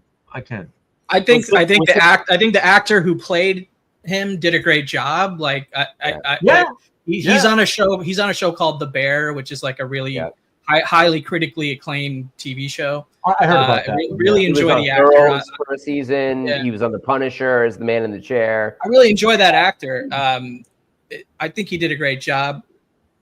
Was this the first time? I really enjoyed the character. But do we know? Because I didn't really read anything about it. And was the Thing, the all digital Thing, was that created kind of like the same way that what's his face did the Gollum? Like, so he dresses up in that outfit for the green screen. So. Yeah, similar to that. The actual actor was on set and he was wearing like and he made all the movements for all the acting. For the other actors, specifically too, to have someone to act against. Right, because they have to react against the real. Right. A huge problem and why they can't get a lot of actors for the Marvel Universe are because there are a lot of actors that don't want to act against blue screen. And Tom's got a point there. It's you get another version of the action figure with the beard. Sure. That's a good point. Yeah, there you go. God. Now I like the proportion of the longer arms and the bigger upper body. Like, I think you're right. I think like it's the first time we've really seen a sort of comic accurate Thing in any media. I mean, even more so than the cartoons. Was this the first time the Thing had an actual rock brow? Because the other movies, that's how I remembered it. The proper rock brow, right? Correct. Like, yeah. I think he has that in the movie that hasn't been released. That we've all seen Roger Corman one. Yeah, I think you're right. Yeah. Didn't those actors cameo in this movie? Apparently, yeah. Okay. And let me before we get off on the Mole Man thing, let me say because to continue with the whole are the characters depowered or whatever. So I felt, first of all, look, in an hour and 45 minutes roughly, right, of screen time before credits. Right, it's not like a ton of time where they're going to go all out and show each character's full-blown powers and what they can do. In future movies, you hope that they show even more, right? You build it up. But I do agree with that comment on Reed Richards, not on the other ones. I think so far it's on plan with the comics. I thought Sue, given that again, and maybe a lot of people just don't know it if they ever read Fantastic Four back in the 80s and onward. But Sue was made into they established the fact that she's far more powerful than she ever was for the first 25 years of her. She's almost a mega level powerful. Yeah. Right. Exactly. Right. So I'm okay with that totally because I know about those comics. Right. The torch, I mean, the torch was fine. What he didn't do, he flew around more than he used his firepower. But that's fine, right? But you saw him How absorb did fire you guys from like the visuals? a arson blaze, which I've never seen before. So it was like a really good like indication of his ability to manipulate flame, not just the flame that he creates, but other stuff. It makes total sense. You would think you should be able to do that, right? So yeah. So How did you guys like the visual of the Human Torch? It was a little different from the other movies. Yeah, so I liked it, but I gotta say, I liked it. and maybe I think, given that it hasn't changed in 20 whatever years, I guess most people are okay with it. But it's a nitpick. I'd be fine if it stayed the way it is, but I still want to mention a little nitpick that I do feel that this whole, ever since the whole CGI, started becoming a big part of these movies, I feel they rely on it so much that it gets to the point where a lot of it looks too fake now because you're relying so much on CGI. And what I want to say is fire, especially, Johnny Storm, yes, it looks like flames, but it doesn't really look like real. Like, it looks like digital flames. It doesn't look like there's a man on fire to me. Right. You know what I mean? I agree. Yeah, I mean, there's a lot of practical ways to shoot fire. However, there's not a lot of practical ways to shoot fire on a human being flying. Yeah. You know what I mean? When you think about it, practically, how are you going to shoot that? Right. And I think the reason, I'm guessing here, I'm not a behind the scenes Hollywood guy, but Matt and Tom probably know. But if you remember back before CGI, when anything to do with fire, and a human being, you had to light a man on fire, right, with a costume or whatever, and they got him in a suit of some kind. You had 10 to 20 seconds to get that shot locked. Right, exactly.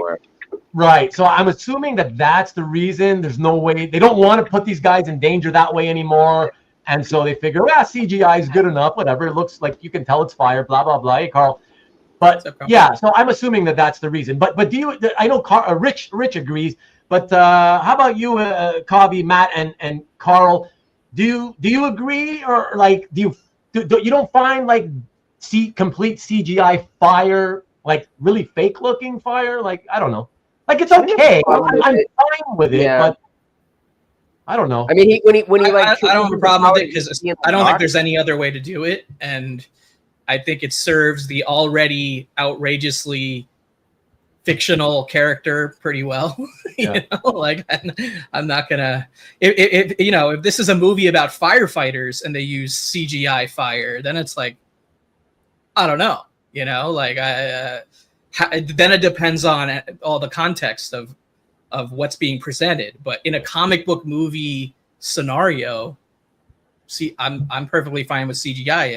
It's an artist doing it, right? It's a CGI artist doing it. It's like, it's literally the most comic book thing in the movie. It's like an artist drawing something into the movie through computers. Like, so to me, it's like it retains the comic book ethos in a way, creating stuff that isn't there otherwise. To that point, I don't think we'll ever get Backdraft again. Yeah. Oh man, what a great movie! Flame effects that are just, I mean, if you've ever even been on the ride when it was at Universal, it was like super impressive. And I just don't think that that would cost so much just by means of safety on set and everything else that it's impossible. You couldn't have that in the context of a film that also has a ton of special effects. But I guess, no one's gonna assure that anymore. Yeah, and like the fact that even like, when the lights go out and Johnny just flames on to like let you see, you're kind of like, that seems kind of dangerous and irresponsible to do. Just like even seeing this like completely fake scenario from a completely comic book, comic, and that seemed like not unrealistic, but a little bit of a shock to see. But maybe because it's also, is that somehow a reference it to being the 1960s and the things that you could do in film in the 1960s that you can't do these days? Maybe I'm overthinking it. Maybe I'm giving them too much credit. But I think you are. But whatever. Ruben, did you feel like when Johnny was flying, the fire looked more realistic as opposed to the close-ups of him on fire? Because I felt like when he was flying and making the four, it looked more realistically like fire. Yeah, I think like I certainly prefer when he flies around than when he, let's say he's standing there and in his regular costume or regular clothing and does one of those let me heat up my hand real quick to I don't know, heat up some pizza pockets, or you know what I mean. Like when they just do like a little hand thing, I just find okay, that looks it's obviously fake. It doesn't look like flames on a guy's hand, right? So yeah, but again, it's a minor quip. The further away you are from a special effect, the more realistic it's going to come across, because exactly. It's harder to see the flaws in that. Exactly. And the artistry, like you said, about like having someone that is hand painting flames, and you get to see it in a context where you're like really removed from it, and you get more of the figure that you get to be more artistic with. This movie had a lot, like Ruben was saying earlier, there was a lot of moments where it's like, I wish I could have hit pause right there just to stare at like the landscape I'm currently seeing. Like epic, like you know. Yeah, exactly. So before we move away from what was the mole man thing? Like what was the problem? Hold on. One last Murdoch. The Murdoch brought up the depowering of the characters. So I just want to touch one last thing because I'm curious about what you guys thought, and then we'll get to the mole man thing. So I did agree with only one character with the whole depowering thing. I was disappointed with how they handled the power of Reed Richards. So Mr. Fantastic, it was just like, I just watching this guy, and all he could seem to do is stretch his arms about 6 feet long and, kind of climb up and down and stuff.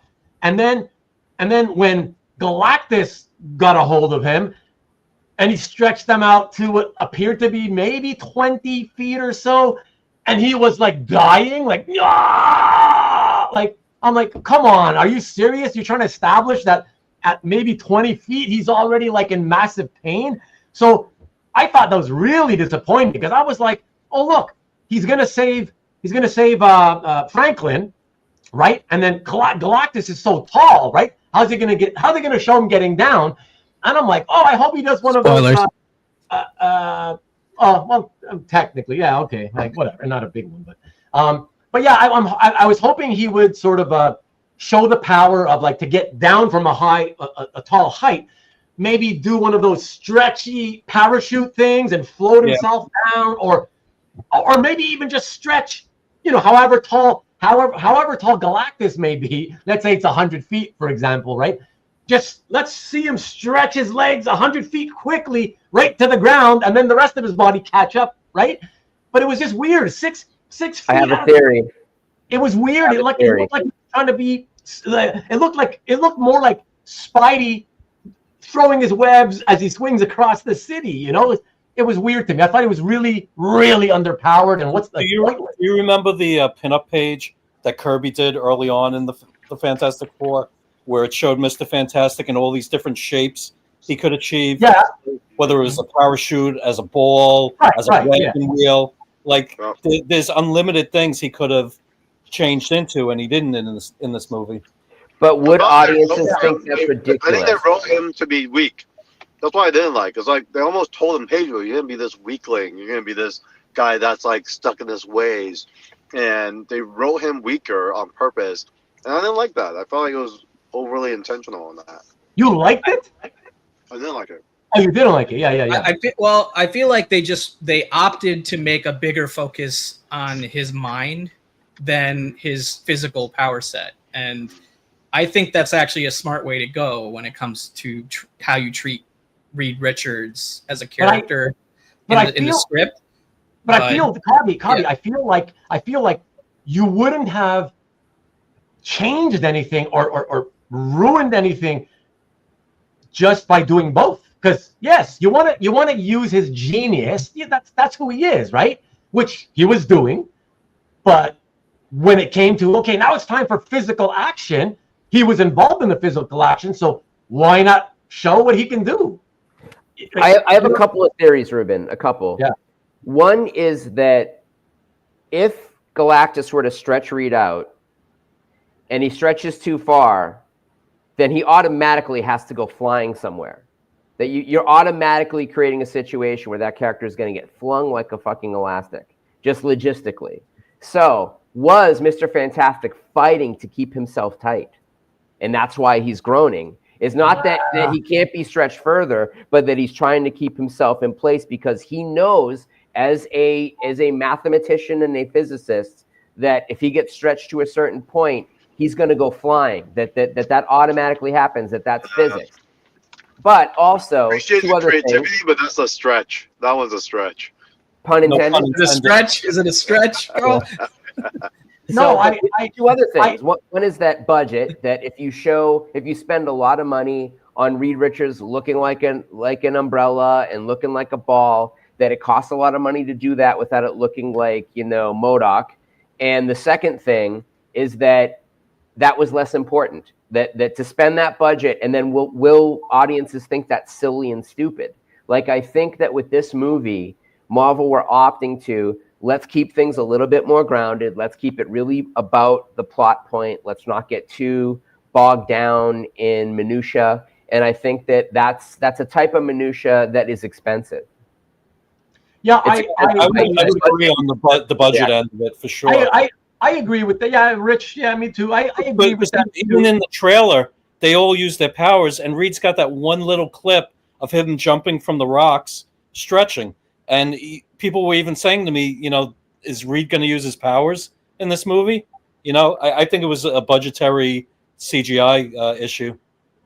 Yeah, and they established it in the flashbacks that you see him stretch more in the flashbacks before you get to the main plot. I mean, there's a lot of. I think you're going to see an extended version of the film on Blu-ray and on 4K. Yeah, I hope that whatever that 20 to 30 minutes is, at least we get deleted scenes or something like the John Malkovich stuff. I don't know what was occurring during that stuff. Yeah, we might get was that an action scene with the FF? With more powers, we may get that theatrically. They may opt to be like, if this film does well enough, they may pop in the director's cut version of Fantastic Four in theaters right as the regular version. It would be weird for them to have spent money on it and also cut it though. Like it would have been weird if those action scenes had enough money spent on CGI and then they still cut it. But, I mean, it could have been like, that looks ridiculous. Seeing him as a parachute may look stupid. And they're like, yeah, that kind of takes me out. Now I'm just thinking about Reed Richards as a parachute. I'm no longer concerned about this baby that might die. Listen. I agree. If you do the parachute thing, it could end up looking stupid. Or depends how you do it. It could maybe look cool. Who knows, right? I agree. And it could be a budgetary thing as well. I thought if anything, they'd do a slingshot with the thing. Shooting him at Galactus. Oh. Yeah. Like never turn him into a rubbery ball, basically. Well, either throw him as a ball or Reed be the slingshot and the thing gets shot. Oh, I see. Or maybe right. Yeah, fastball special FF style, basically. Yeah, that would be cool. Exactly. So who was it here? Tom made an interesting point, and I'm just curious what you guys think. I don't know. They could have been thinking this. Reed was created weaker because then it makes Sue look even stronger. It's possible, but I don't think that's what they were thinking. I don't think so. Because I think they purposely already went out of their way to show, Sue is a badass. She's really powerful on this team, right? Like, I think that was already pretty obvious. So, I mean, she can make a spaceship turn invisible. Yeah. Like that's Omega level shit right there. So like when you finally see her really use the power in a way that is perhaps more strength oriented towards the climax of the picture, that you've already been given clues throughout that she's a badass. So it's not that big of a surprise when things go the way they do. What's more of a surprise is, like I say, the penalty that she pays for using that power. Yeah.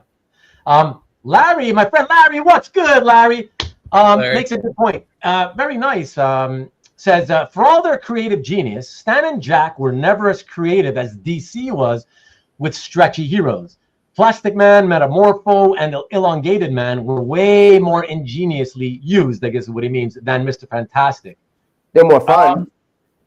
They were more fun, but these are all, most of those characters, Metamorpho excused, But Plastic Man and Elongated Man were comic relief characters that were in Comic relief, that's numerous true. books. They're humorous. Yeah, it changes things. They right? also have the power in their name, you know? Yeah. Yeah. It's Right. a different approach to it. Yeah. Yeah.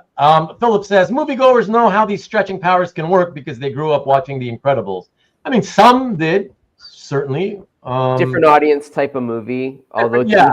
to this point, and to Carl's point, and to Rich's point, that they were very conscious in this Fantastic Four movie of perhaps wanting to get a little bit of that Incredibles audience, of wanting to get that Disney kid viewership invested in this team. But I think that they're leaning more towards The Thing than towards Mr. Fantastic in where they're gearing children's attention. And certainly wanting to gear it against, away from the Human Torch. Or Herbie. Herbie would be like the merch play. Yeah. I would have a Herbie toy. Like, I thought Herbie was a good character. I thought I was watching an Incredibles movie at certain points in this movie. Tell you the truth. Are they gonna add Herbie to like the droid shop at Galaxy's Edge or something? That'd be amazing. That would be amazing. Okay, so all right, let's pivot over to sadly, the Mole Man, and anybody, any of you guys want to take it? Whoever wants to take it, take it. And I have a hard time.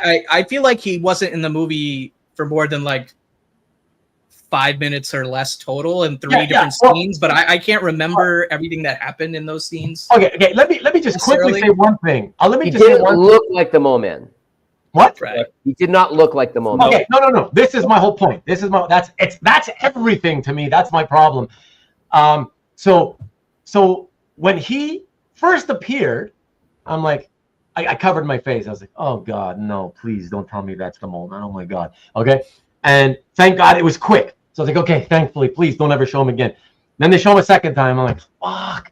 And it was quick. So, okay, thank God. I'm like, please just never do that again. Never show him again, ever. And then towards, whatever the set last. And then the 7-year-old girls next to you started crying. Now, then he had that third scene when he comes back and it's in a longer scene. I'm just like, oh my God, this is so pathetic. But I don't want to get into it. You guys go ahead. Anyway, Matt, you said what you said. Carry it from there, man. I'll say that one thing that I liked is you that they made. About that? I did like something about it, and that I sort of feel like they have replaced Namor in that relationship with Sue with the Mole Man, because clearly the MCU version of Namor is not fascinated with Sue Richards, right?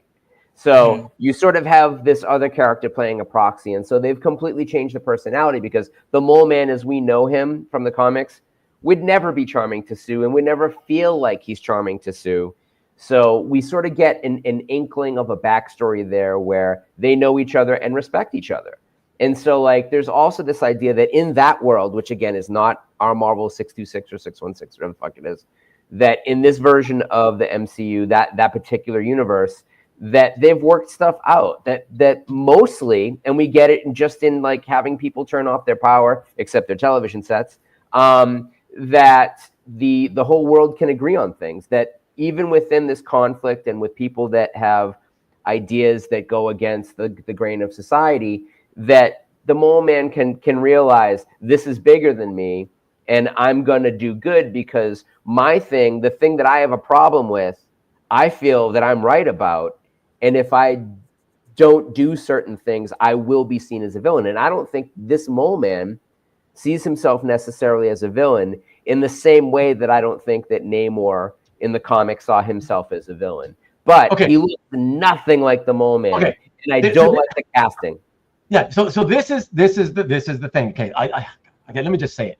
So you just spoke about everything to do with the character's character, right? His inner character, right? And how they use the character.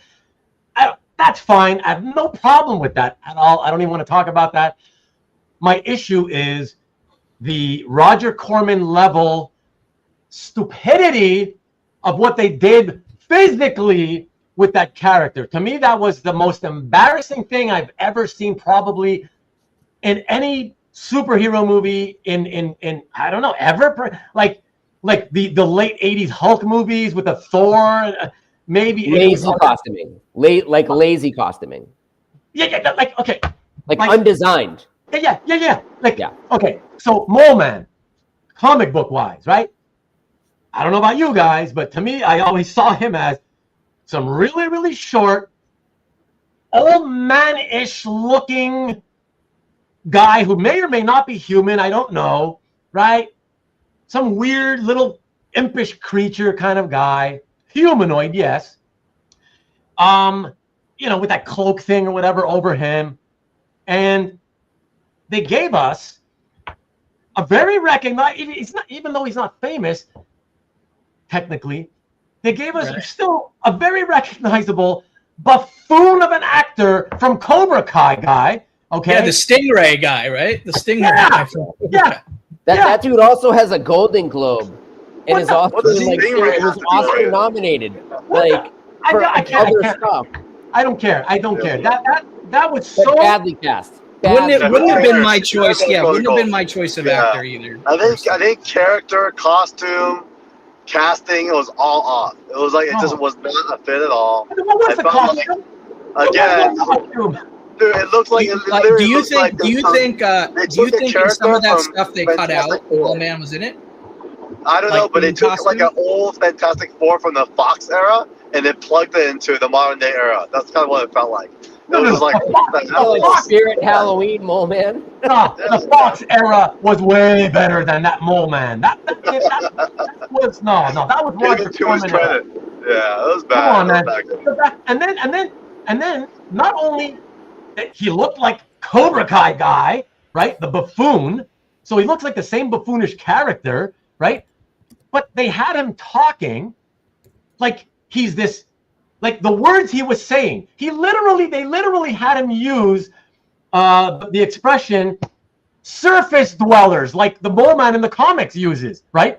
But like when it comes out of the Mole Man's mouth in the comics, again, he looks like some weird impish character, not really human, really, right? So this guy's obviously human. He's dressed like he lives on Fifth Avenue, right, in some little apartment in Times Square, wherever, right? And he's using the terminology, surface dwellers. Like what? You know what I mean? He's the furthest thing. He's the furthest thing from a subterranean character. Please. I don't think he actually said surface dwellers, but I know he said surface problem. Somebody said it. Yeah. He said surface problem. They must have ran a prosthetic makeup budget or something. Because like it's almost like they just said, all right, just come in and then be Mole Man. And then what I didn't like was also the use of the character in this political sense. Once again, let's use a political caricature to elevate Sue's stature in the leadership of the team, because Mole Man's not going to deal with Reed Richards. He's going to deal with Sue. You know, it's like, come on, man. Like, it's just so poorly written.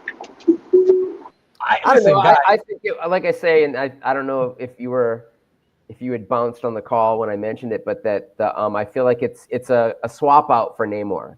But yeah, I mean, to your point, Ruben, I think he should have looked like a mutant, right? Like I don't think he should have looked like a dude. Yeah, right. So humanoid, and what I mean by that is a head with 2 arms, 2 legs, right? But sort of like some kind of X-Men Morlock type creature from the sewer, you know?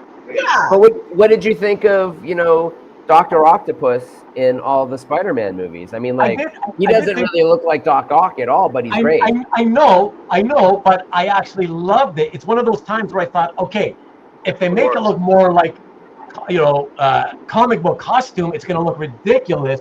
Yeah. So to me, I thought that's the best thing they could have done for Doc Ock without making him look stupid and embarrassing, I thought that was great, actually. I loved Doc Ock. So yeah, but this, come on. You know who would have been a great Mole Man? Yeah, but like Doc Ock's importance to Spidey and Mole Man's importance to FF in the context of this MCU film are not the same. Like I agree with everything you said. I would not have cast that guy. I would have probably made him more comic accurate, but I'm a comic book person.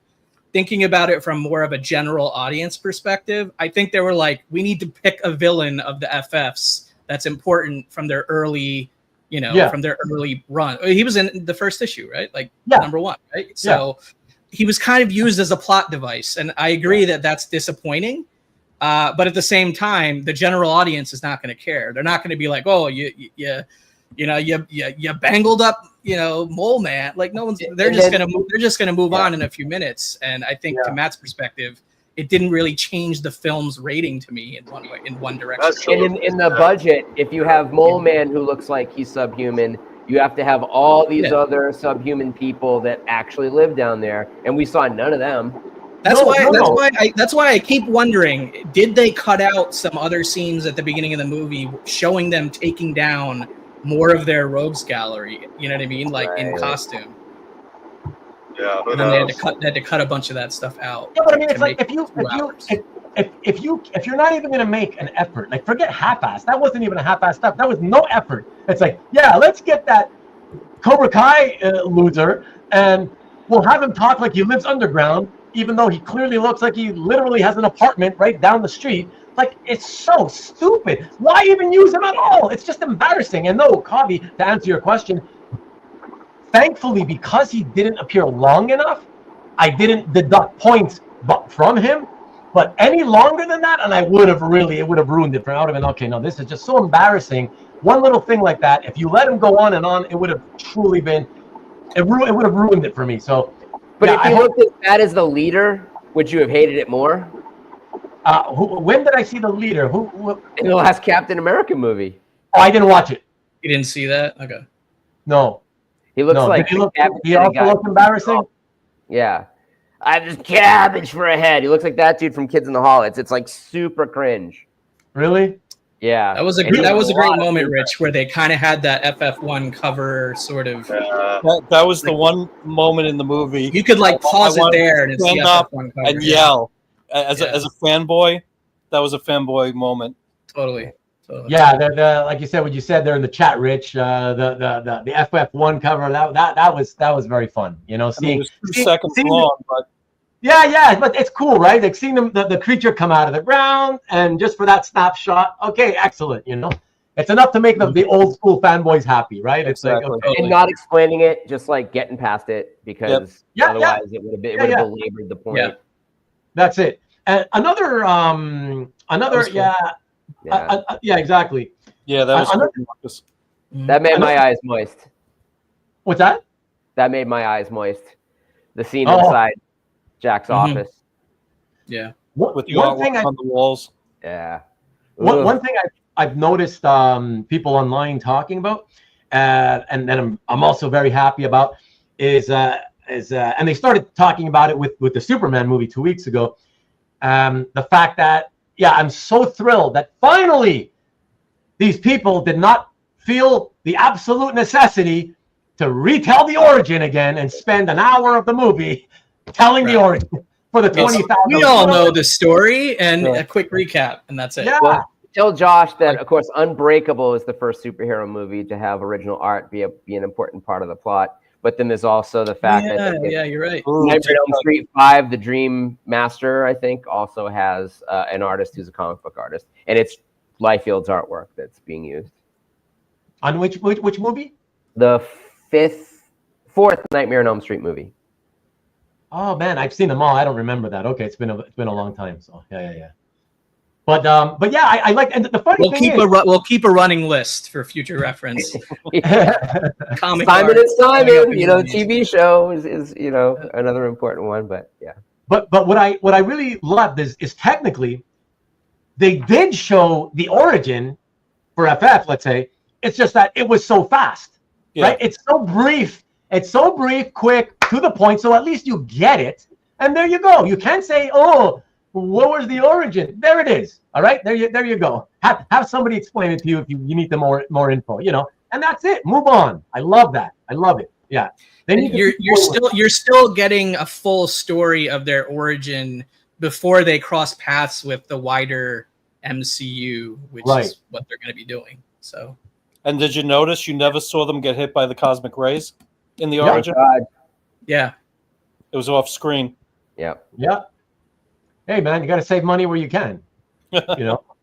But speaking of money, so I keep hearing the number for Superman bandied about two and a quarter, so 225 million. I haven't heard anything about the budget for FF. And you guys know?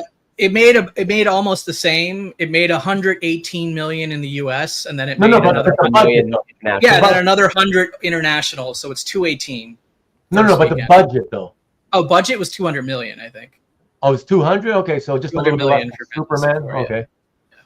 Okay. I wonder what the M&A was, because, and actually both of those films, Superman and Fantastic Four, spent a lot of money on marketing and advertising. Like, they usually spend double the production budget, right? Yeah. Like, so thanks, Javi. Thank you, because that's what I was just about to say. Was that historically speaking, going back several decades, when I would read these articles about, the business of the movies, the one thing that was consistently stated in these articles was that whenever you read articles and you hear that they say a number, they throw out a number for the budget for the movie, always remember that in most cases, and they're talking about typically big blockbuster type action, big tentpole movies, right?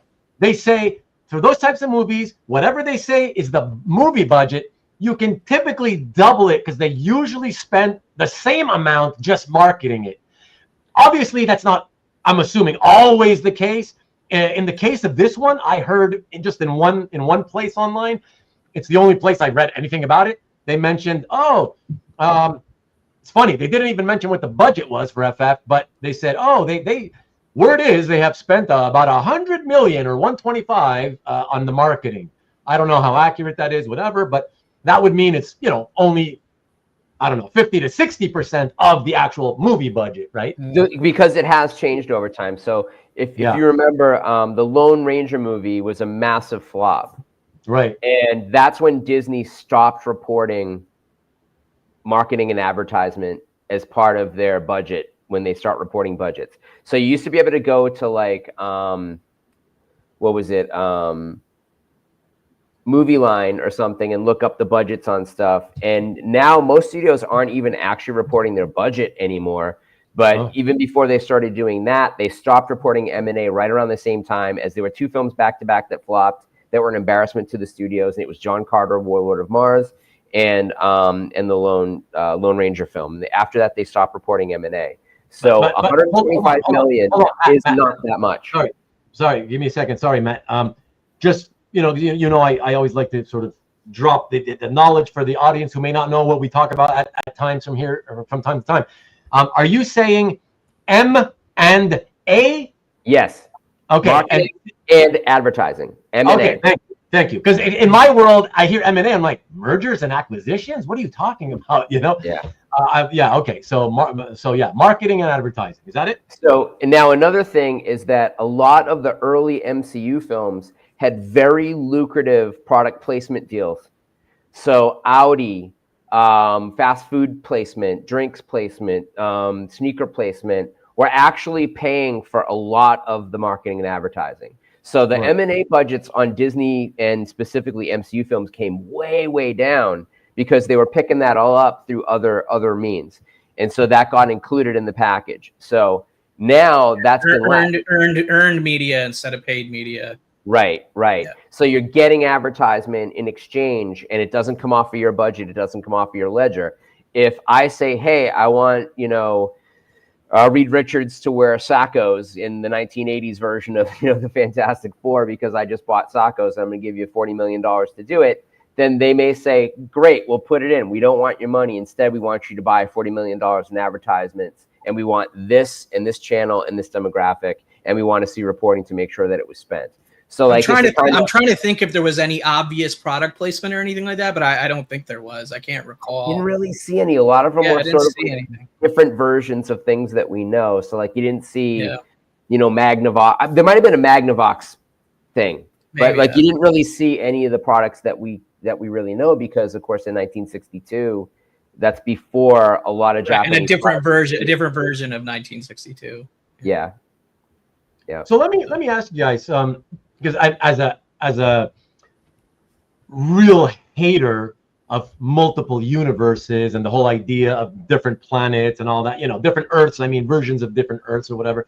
Okay, hater, So this whole multiverse thing. Just to be clear, you're an equal opportunity hater of that in both DC and Marvel.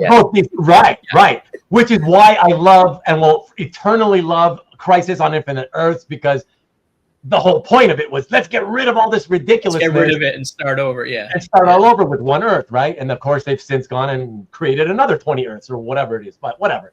But yeah, so I hate all these multiple Earths, multi-universe and whatever, blah blah blah. So the thing is, I feel, at least for me, it adds a lot of confusion. It brings up a lot of questions, and then people are not really sure about the answers. So I'm just curious what you guys think in terms of like with this FF being set in the 60s, and everybody's saying, like we touched upon this last week a little bit, the fact that, the reasoning was so that this is how we explain why the FF haven't been helping the other Marvel heroes in all the other movies, right? But how exactly? Because at first it sounded like it made sense, but now I'm a little confused because I'm like, well, what do you mean exactly? Because if these are the actors, right? These same FF actors that we saw this week in this movie, if these are the ones who are going to be the regular ones from now on, how does that explain anything? Like they're obviously going to jump into regular time, I guess, at some point here, and what's so you're gonna say, what? We couldn't help you with Thanos and all this other stuff because we were busy stuck in the past on another Earth? Is that No, we didn't even know you existed. No, in the beginning it says Earth 818 or something like that. It's like a 828. multiverse. 828, yeah. Yeah, it's Kirby's birthday. Whatever the birthday is. Ruben, we don't exactly know how yet, but if you got to go back and circle back to watch Thunderbolts and watch the post-credit scene of that movie, because there is a moment in that post-credit scene where you get a tease of something like the FF may be coming over to the main interdimensional vehicle. So they never alluded to it in the actual FF film, which I thought maybe they might connect the dots with that post-credit scene, and they didn't. But technically that movie came out first, right? So most people have seen that post-credit scene. Well, not most, but anyone who's seen that film has seen that post-credit scene most likely and has an idea of that eventually happening. And that post-credit sequence made me feel like they might destroy this Earth. I felt right. That's I thought that maybe Galactus might just win, and they're the only people. That's exactly what I went into thinking. Really, I don't want to spoil it. So you're thinking that you were thinking maybe in this movie, because it takes place on another Earth, they'll show Galactus suck up the planet, or what, the energy of the planet, so everybody dies. I totally went into the movie thinking that. Really? I definitely went in thinking it's possible. Yeah, I think it still could happen. I agree. What's that, Carl? I think it still could happen. Yeah. You think it still could happen? I think it still could happen, yeah. Okay, but then if it happens, won't it only happen in a future movie where the FF are now, safely on regular Earth or whatever you want to call it, and then you'd see, that other Earth 828, oh my God, Galactus is eating our planet, right? It won't really, if that happens, it wouldn't really have an impact, because it's it's not the real Earth. No, I think it could be a inciting incident for Doomsday. For something like that to happen, it's big enough to basically cause us to have to pay attention as to the importance of FF, jumping over to another part of the multiverse.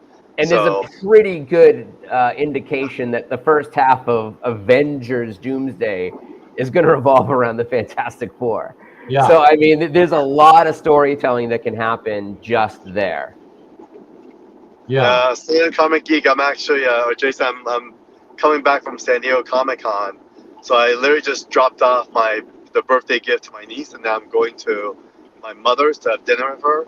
And then I'm going to go pick up my dogs and my brother-in-law after. So I'm on a road trip with these guys right here. And I was falling asleep. And so you guys saved my life. I was literally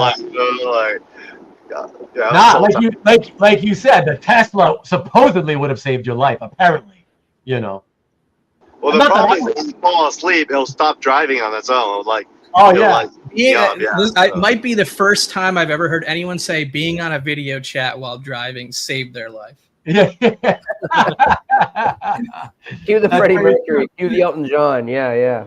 Welcome That's to the true. future, guys. I'm training the Only with your fancy setup over there, man. Yeah. I'm like training these systems so that you guys could benefit from it when you guys are ready to go for it. If I was in your position now, an insurance claim would be filed pretty quickly soon after. No, I believe in this. This full self-driving, it works. It works really well. I'm paying attention now. I'm paying attention. But, how would it work in New York? Would it work? You think? I wouldn't even. I've never driven in New York, so I wouldn't even. It's not attempt fun. to. It's not fun. Yeah, I wouldn't even attempt to. Yeah. No. So, so you guys, out of curiosity, I think the answer is yes, but let me just ask to make it official. All you guys are, for the most part, you're more than happy and satisfied just keeping these actors as the Fantastic Four moving forward into the future. I don't think we get to, I think the fix is in. It doesn't matter whether we. I am. I'm perfectly fine with it. Okay, no, the fix is in. I agree, but but in your case, Matt, you're also fine with it, correct? I'm okay with it. Yeah. Yeah. Okay. Rich, you'd rather they change it again if you had a choice, right? I just don't like Pedro Pascal as Reed. That's your main issue. Pedro and Surfer. Pedro and Surfer just doesn't fit for me. Yeah. He's my least favorite, but asking a question like asking a question like that is it's moot, you know? Yeah. Like it's not going to happen. You know, I hate those kind of questions. No offense, Ruben, but it's like, you bastard. Like we have no say you know, in the casting, so I'm just curious. casting is casted. So yeah, whatever. No, but I want to know if you still like it, or you're just accepting of it, or if you really like it. You know. I mean, maybe if Pedro shaves off his mustache, it might be a little palatable. I like. Well, yeah, we know that there's multiverse possibilities, right? We've already seen literally John Krasinski play the character, so I wouldn't mind if other versions showed up. Like you had like 6 Reed Richards in Secret Wars, or whatever. I wouldn't mind. Do I expect it? No, I don't care. Yeah. No, I get it. Yeah, no, I just want to say one thing. I'm curious. We haven't touched upon this at all in regards to the casting. Okay, for me, it wasn't even only that I felt the 3 actors were not attractive to look at. I don't like to look at them. It wasn't just that. I actually also felt that it's like they were. I almost feel like they had a bunch of names of actors in a bag. And they reach in and pick 3 of them out. You guys are the FF. I found they had no chemistry together whatsoever at all. They feel like just these random. I feel like that's like the high point of the movie. Is their chemistry. They had chemistry. Yeah. They have great chemistry. That wasn't lacking. Wow. Yeah, that was great. Yeah, I just don't. I don't feel it. I don't know.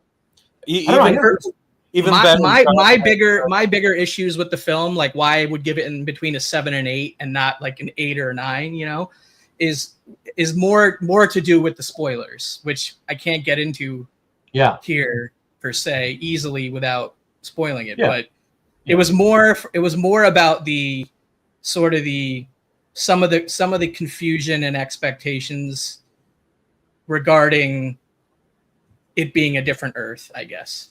Okay. I'll just leave it at that. And, like there were certain things that kind of like confused me, even though I knew what they were trying to do. There were certain things that confused me anyway. So, well, Tom's in your on your side of the fence where he says they felt like they were a family and it felt like a legit family. I was watching it. It felt good for that. Yeah. I don't know. I wasn't feeling it. One thing I wanted to know about what you guys thought, I don't know. Is this a spoiler? I mean, again, I don't think so. For those of you who haven't watched it yet, I mean, whatever. I'm just going to tell you. We've already accidentally slipped into a couple spoilers here or there. Like not major, but why don't you give a spoiler alert? If you have to ask, it may be a spoiler, but just say, hey, it's an alert. If you want to turn it off, go for it. I just want to bring up in case somebody, people who are going to watch it, and they know nothing about, and they don't even want to know what characters are in it. If you're like that, then okay, well, like maybe. Why would they be 2.5 hours into a stream about something that they haven't seen that they want to watch? Yeah, No, I yeah. don't But people come in at all times, right? So whatever. True, But true. no, so I just want to mention. So okay, the Richards family, whatever, the Franklin, right? They have a son or whatever since back in the 60s. So he's a character. They have him in the movie. So I just wanted to say, I'm really not happy that I'm getting the sense. I hope I'm wrong, but I'm pretty sure I'm right. I'm getting the sense that the movie people, for them, even more important than the Fantastic Four, they're like, yeah, Franklin Richards is our guy. That's what we're going to go for here over the next several movies. Like, I'm scared because I frankly don't give two flying shits about their little son, whatever. He's like, okay. They're going to age him up too quick in order to like address some X-Men storylines. I mean, I think they're going to get there. Maybe. Right. So I'm not a fan of aging quickly, but Yeah. either way, I don't even want him to be the focus at all. To me, Franklin was only interesting in the sense that he made the Marvel's first family feel more like a family. Look, they had a baby. You know what I mean? Like, fine, whatever. So he's a side character every now and then, whatever. But I never, ever cared about seeing him when they used him in adventures. Like, he's the main focus of the adventure because he has powers or whatever. Like, I just never cared for that stuff. I avoid those things. So it's like, yeah, I don't want him to be the focus. I want the Fantastic Four. I want those four characters to stay the focus, not the son. And it looks like, unfortunately, I'm not going to get my wish because when you start talking about, somebody's, very powerful or whatever, you can see that that's where they're going, right? Galactus is a very powerful being. Thanos, very powerful being, right? They're trying to make it sound like, this kid's powerful now. So it's like, is this all culminating? Is it all culminating where all these super powerful people are going to meet at the end? And, it's not about heroes. No, he's the new Infinity Stone. If you think about it, without spoiling away too much, our antagonist is seeking something, and then the end credits, same situation. So all of a sudden we have a new Infinity Stone, and I feel like it's Marvel in a way running out of ideas. I hope they catch themselves on this, but I feel like it was like, this worked before, let's try something like this again. But I just don't feel like it's going to work as well as they think. That's going to be an issue. Sorry guys, this is a little weird, but Modoc Mike looks like he's drunk. MBBBBB. What? JK, just K and P. What the hell is going on here? I think Anybody he's drunk. know? I think he's. I'm jealous of Modoc Mike. Whoever he's drinking. I want what you're. Yeah, what are you smoking or drinking? And we're just curious, just name the brand or whatever. But that's interesting. But yeah, I don't know. Like, what do you guys think about that? Like, are you okay if that's where they're going? Are you cool if Franklin Richards becomes kind of the central focus of Fantastic Four going forward? Well, here's another direction. Another direction is, remember, Captain Marvel was their attempt to make that super woman, central hero character. It totally failed. So they might be using him to kind of. Well, considering we only see essentially a newborn and an infant version, it's hard. I understand what you're getting at, Ruben. I don't necessarily have a problem with it, but I also don't know the plot to, the full plot to Avengers Doomsday. No, Avengers you War, don't. and neither do you. And I don't I don't think he's going to be as big as you think he is. I think he might be a plot device to get some sort of confrontation going. But I don't think he's going to be like the secret. I don't think he's going to be the secret to the conclusion. But I could be wrong. I hope so, because this movie really, I felt like they were really trying to make it, show the audience, hey, they got a baby, and let me tell you guys, it's not just a baby. Their baby is a very powerful being. Like, that's what they were. The act of the baby was the most powerful we've ever seen in any character. Like the act of the baby, right? And so it's like, man, I hope they surprise us at the end on what the motives is here in having this character.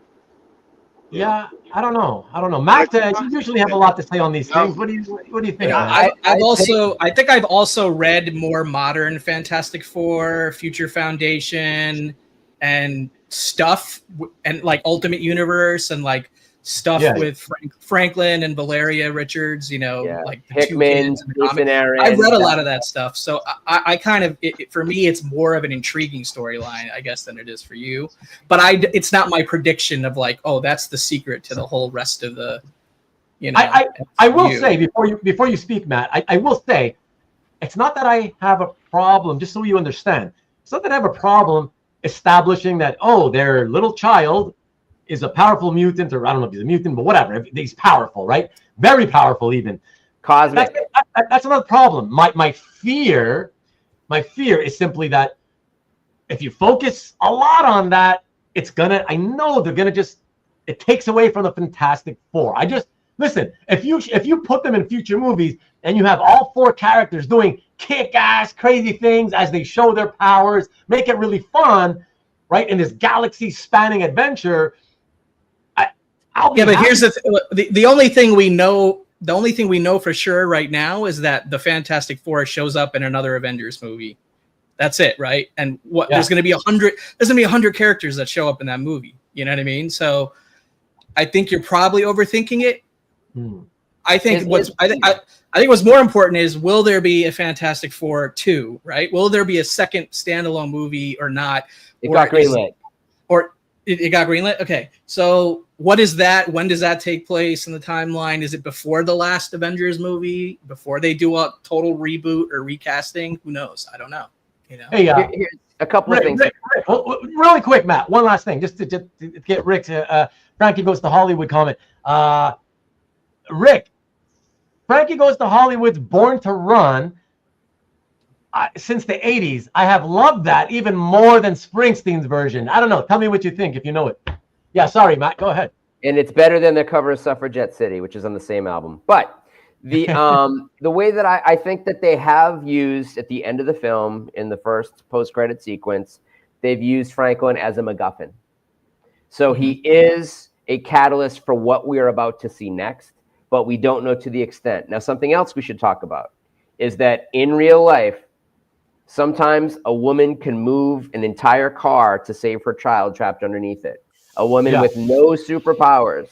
So the power that we have seen could be a completely isolated thing that does not mean that we have to see more of the same anytime soon, or even until that child hits puberty or adulthood or whatever. So I think there's plenty of time to make Franklin Richards a powerful character, even though we've been told that he's a powerful character, and we've seen one act that that supersedes most of the other things that we've seen. But I think it's such a specific thing, it's such an isolated event, that I don't feel like we have any expectation, or that Marvel would have to report in on that for years. But there's also something else that we want to think about. There's another cosmic child in the MCU. Eternity. That's a child? Yes. Thor's adopted kid from the end of Love and Thunder. I forgot when that I didn't watch that. Did you just say Thor's adopted kid? Yes. But Eternity, you're talking about Eternity, the comic book character? The being Eternity is now embodied in a child? Not more than a toddler, like a child. Yeah, I rewatched that. Oh, that sounds lame. More reason for me not to continue. No, that actually also speaks to a really decent run of comics. But the really? That movie is so terrible on like 17 different levels. But like, they ruined a good standalone female Thor TV series. They ruined a great 2-part Gore the God Butcher movies. You know, they sort of like missed the boat on what they could have done with that character, who's its own character from like the last 8 years of Marvel Comics. But so if there is going to be some kind of worry about there being, you know, this very powerful child, there's other very powerful children in the MCU that could easily keep things in check. I'm worried about the MCU in general. I think overall, I'm arriving at my mother's place so I got to hop soon. But in overall, I'm just wasn't there some sort of Kevin Feige tease about recasting like the main Avengers in 7 years or something like that, or rebooting the MCU after Secret Wars? Maybe. I feel like that. It's gonna have to start all over again at some point, so you can start telling Steve Rogers stories again and whatnot, right? Well, hey, to quote my fellow Bostonian Mark Wahlberg, tell your ma I said hi, Carl. All right, Rich. Thanks, guys. Great talking with out of you. here, boys. everyone. Thanks for hanging with us, Rich. Appreciate it. Rich, man. are you going to Terrificon, Rich? Yeah, I'll be there. I'll see you If there. you guys are here after my dinner with my mom, I'll tune in again. So All right. Thanks again, guys. Have a great night. Bye, Cheers. guys. Bye-bye. Take it easy. All right. All right. Oh, we're bigger now. Look. Ooh. Then there were 3. This is better. But I want to say what I said when I first came on, which is that I think that Rich is probably a pretty good barometer for the average comic book fan. That'll be interesting to see what their take is. I think that people will see it, and I think they're going to generally like it, but they may have issues with it, or they may not. But that I think that most people, if they haven't already seen it, if they didn't rush to see it this weekend, will either benefit from waiting a little bit and have a more realistic expectation, which may put it between a 7 and an 8, or they may be like, you know what, that was a 6.5, but I'm fine with that because everything else has been a 4. Thunderbolt's exempted from that. I mean, it has a 93% audience score on Rotten Tomatoes. I know that's not a rating. That's a 93% of people probably gave it above a 6, right? Out of 10. Like, if they were asked to rate it, do you like it positively or negatively? 93% say positively, right? And those are people that actually bought tickets because they have a whole verification system now to avoid the whole, movie ratings bombing that people do. Yeah, trolls. And that's when you talk percentages, you're talking. It's always Rotten Tomatoes, right? That's Rotten Tomatoes audience score. But so I've always been an IMDb guy. Of course, it existed before Rotten Tomatoes. So I don't know what the IMDb currently says, but I just stick with that, right? So I'm just curious with Rotten Tomatoes with these percentages. Like, so let's say the audience score is 80%. Am I supposed to take that as the equivalent of, so that's 8.0, or is that totally different? No, it means 80% of people, when asked, do you like do you rate this movie positively or negatively, said positive. It. Oh, I see. That's it. Okay. It doesn't tell you. That's basically what that means. Yeah. I got you. Same with the critics score. And IMDb score is 7.5. So IMDb is more sophisticated in that you can actually. That's exactly what I rate the movie, 7.5. Nice. So I think that's nice to hear. I like that so far. Okay. JT, good question. I have my answer, but I'll let one of you guys answer this. Why can't Marvel and DC just make standalone movies? Like, in other words, why keep but why they're really DC still does, right? DC still does. Yeah, but Marvel. Okay, let's go with Marvel, right? They're the whole phase this, phase that. They're all trying to connect them, or whatever. I think I know the answer, but you guys want to answer that? I mean, it's money. It's free advertising. They're using every movie as an advertisement for the next thing. And so that justifies budgets, that justifies setting up a film schedule, and that makes their job easier. As an executive, if you have to think about 25 different scripts that have to go into production this year, as opposed to, well, instead of doing 25 scripts, I only have to do 4 or 5. And because I know that's going to occupy my budget, and I can calculate that if I spend $200 million, I'm going to make $500 million, then I have job security.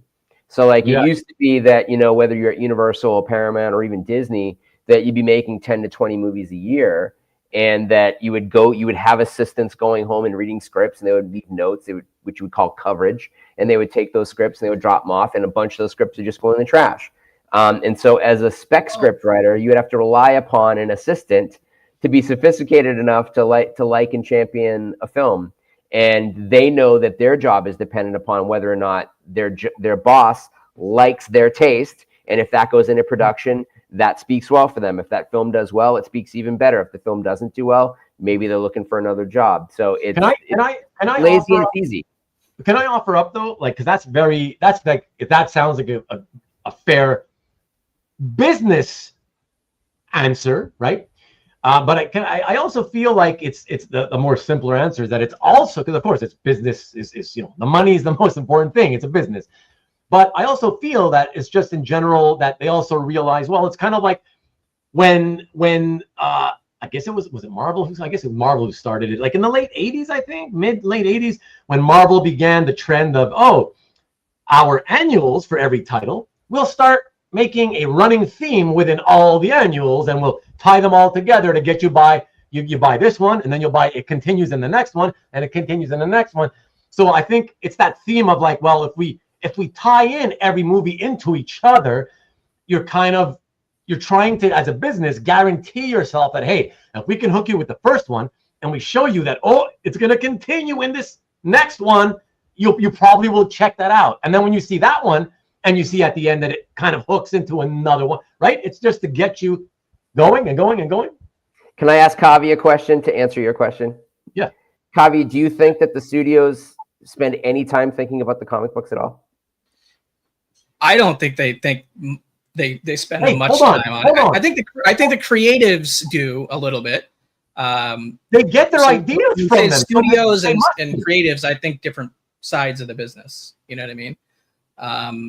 But I think the fact that they do or do not make standalone movies is just a misnomer in many cases, and also it's honestly a directly correlated dependency on licensing agreements and deals, right? Damn. There was a standalone Fantastic Four movie in 2015. Marvel didn't have the rights. You know, it was all about rights. And now that they have the rights, they're going to incorporate them into something that works already from a business level. To Marcus's point, it is a standalone movie. It's on a different earth. It doesn't, well, it doesn't. It could. It's going to be brought into everything else. But you can technically watch that movie and just watch it. And be like, that was a fun Fantastic Four movie. You don't necessarily need to have seen the 29 other movies before or any after. It's not tied into anything previous to it, but it's tying into what's coming after. So it's still it's still connected, right? Because they want. I like the fact that even though DC's just launched a brand new DCU, they're not abandoning things like the Matt Reeves Batman universe with the Batman and the Penguin show, which was incredible. And I want to see more movie. Which I want to see more content from that corner as well. Continue. I don't want it to just disappear and things that people enjoy to go away necessarily like that. But I like Superman enough to where I am excited about whatever the next James Gunn project is or whatever. Mike makes a good point, that the interconnected movies are like sequels without being direct sequels. So you get the benefit, you get to draft off of a different IP to launch something, but if it doesn't land, it doesn't hurt the other things. Right. So it's like connected but not integral. What happened is that Kevin Feige had a vision that, hey, look, we've licensed out a couple of films and some of these films have done okay. How can we piggyback off of these licenses that we've given to other studios into making this character Iron Man something big? Because we've talked about this before. Iron Man was not an A-list character. And we can argue whether he's B, C, D, or E, and certainly now he's a very important, very integral part of the MCU. But when that film got made, he was not. He was a fairly inconsequential, and especially in the zeitgeist, he's not Superman, Spider-Man, Batman, Wonder Woman, or the Hulk. And so the superheroes that your normal people know, those are the heroes that they know. Now they were able to use a Hulk movie. Frozen. And which one? You froze for a sec. They were able. They were able to use a Hulk movie and turn that into something without having the license to it. And the fact that they've really had a couple of other Hulk movies that aren't Hulk movies shows the ingenuity of how they know how to exploit their IP. Take a massive investment in picking up Marvel Comics, but it was a very inexpensive when you think about what it costs and what it yields. So yeah, they do pay attention to IP, but I don't think they really pay attention to the sales models in comics. I mean, like when Secret Wars rolls around, it's not going to be the Secret Wars that came out in the 1980s. It's going to be something very different, just as Infinity was very different. Oh, Larry? But what I was saying though is like with the thing about the annuals being interconnected. I'm not saying that somebody in Hollywood went, hey, remember how those annuals and comics were connected? Let's do that. Like, I didn't say that. That's not what I'm saying. I'm trying to explain the answer of why they don't do standalone. I'm just bringing up, well, because with comic stories, right, it's a way for marketing, as you kind of brought up, to kind of, if you tie something into the next thing, which leads into the next thing, you probably can hook people and get them to buy all your product and not just one. So that's what I'm trying to say. I'm trying to make an analogy to those, how the comic companies do the tie-ins with all their comics to try to get people to buy it all if possible. That's all I was trying to say. But to your comment about, or not comment, but your question to Kavi, asking him about, do you think that the movie people, are they thinking about comics? They are thinking about comics, because if you look at all the movies, most of the time, more often than not, ideas within these movies are all pilfered from comic books from the last 15, 20 years. It's never from like the 60s, 70s, or 80s, like Thing Beard, right? Stuff like that. It's always, they're always picking things out from more modern era. So clearly they're looking, and early 90s seems to be the jump off point. Well, except for DC. The question, does the studio pay attention versus do the creatives? I know Kevin Feige is like a different, not your typical studio executive because of his actual appreciation for the source material, but I was answering it more like as a broad industry wide question, not Kevin Feige necessarily specifically. You know what I mean? And Kevin Feige has a boss. Like Kevin Feige has almost been fired a couple of times. Ike Perlmutter has stepped in and put his foot on the scale a couple of times about different things. You have the same thing happening at DC. So, I mean, when you're looking at what works, it's funny because the Infinity Saga and the Infinity Gauntlet was certainly a commercial and successful series. It wasn't huge. And I mean, if you look at the numbers month to month of how many that was selling versus, if you look month to month, great seller. Let me get it. It was a good seller, but it wasn't on the Jim Lee X-Men level of It wasn't Jim Lee X-Men. It's still a really good seller. Yeah, really good seller. It was my first Marvel comic that I got. Jim Lee X-Men. You can't compare it. I'll get to a point, and then you can tear me apart. Yeah, go ahead. But let me make the point, and then I can get to the third worst take ever. But what I was going to say is that if you go back and read that stuff, it's really convoluted. It's full of a lot of stuff. It was dependent upon you understanding a lot of different characters. And what you mean? Sorry, do you mean early '90s stuff? Yes. What are you talking? Okay. The Infinity Gauntlet, and then the Infinity Gauntlet. The '90s cosmic events. Specifically the cosmic stuff. Yeah. So that turns into the greatest idea that anybody at Disney ever had, was taking that story and building towards it. But if you go back and look at what that comic was, and you went back and read that comic, and you're like, this is what we're going to adapt, you'd be like, oh, you guys are fucking crazy. Like, yeah, I realize this sold well, but this is a really bad idea to dive straight into as a movie. But they took their time and they got there. And everything that was kind of convoluted, or most of the things that were convoluted, they removed. So they took out stuff that was unnecessary to making that movie a hit. And I think they've done a fairly good job, certainly within the first two cycles, of adapting things and removing things that were going to be too much for the general public to have hit movies. Then what ended up happening is that they had people that were coming in that had been successful at, say, apples, and then they're like, hey, let's have them be successful at oranges. And it was a complete disconnect. The wrong people were brought in to take these weird takes on characters, and they were now emboldened by the fact that they're like, we got away from the comics and we had this amazing hit. So now we're going to get further away from the comics and maybe we'll have this big hit. And what ends up happening is, of course, is that these new things were no less convoluted than the comics. In some ways, they were more convoluted than the comics. And then on the other end of things was that the general public just didn't care about certain characters. But out of that, you also get Guardians of the Galaxy, which I think is an incredible movie.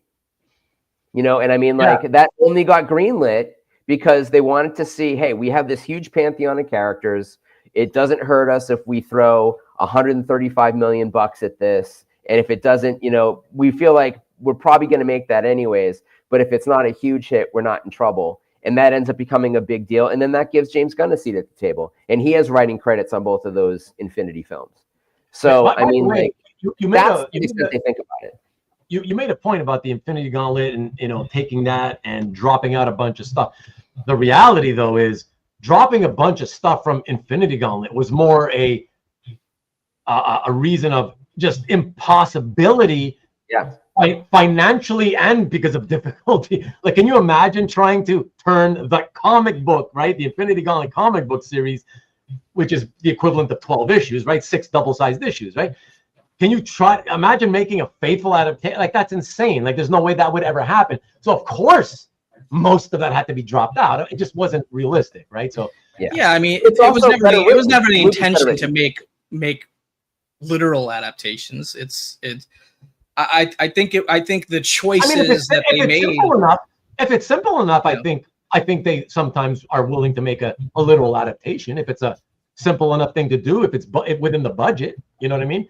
But large epic style stuff is different, right? Yeah, but what you're saying is incorporating ideas, adapting ideas in specific cases. Yes, that worked great. But I wouldn't have expected to see a live action movie of the literal issues of of the Marvel comic series. Like, I think it's taking bits and bobs from different runs and different events and different series is the right way to go, because it's successful, you know. And I think mostly improving upon them. Hey, John, what they did really well is they improved upon those things in those first 2 phases of Marvel films. And then what ended up happening is that they started tackling really complicated stuff and really not knowing what they were going to do with it, right? And obviously the Russo brothers were like, okay, we've just gotten into the multiverses. We're out of here. Our ride just showed up. We're going, you know, and because they knew they didn't want to mess with it. They knew it was very complicated and it was probably going to be a rat's nest and impossible to get out of, and something that you couldn't possibly please anybody with, not just comic book fans, who I don't think the studios care about, but that the general public would be like, what the hell is going on? And what happened? They attempted it, and the general public's like, what the hell is going on? But if you went to the theater and you saw something like Quantumania with an audience of people that didn't know about comics, they liked that movie. The general public pretty much liked that film. Did that make or lose money? It made money. All of the Ant-Man movies, or just one of them? Or all of the Ant-Man movies made money. They weren't huge hits, but they no, because they were smaller budget anyways, and smaller. They weren't promoted the same way as monster epic type movies anyway. Yeah, they didn't have great critical reception either. The newer Iron Man, or not Iron Man, Ant-Man movies.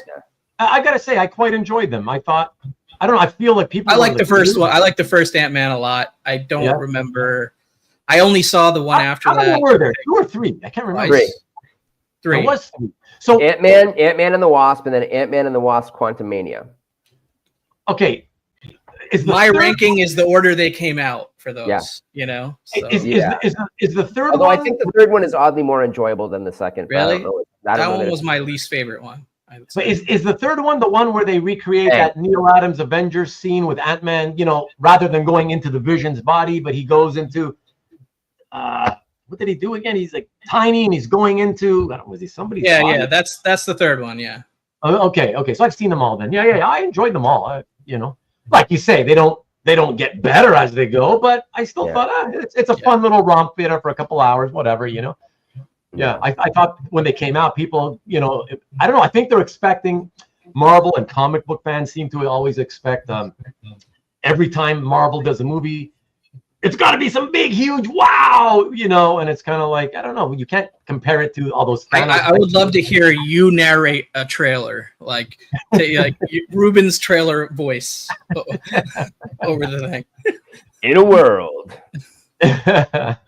Yeah, but anyways, but I mean, but there's also, when Marvel hired, the director of Jojo Rabbit to do the Thor movie and did Ragnarok, and it was amazing.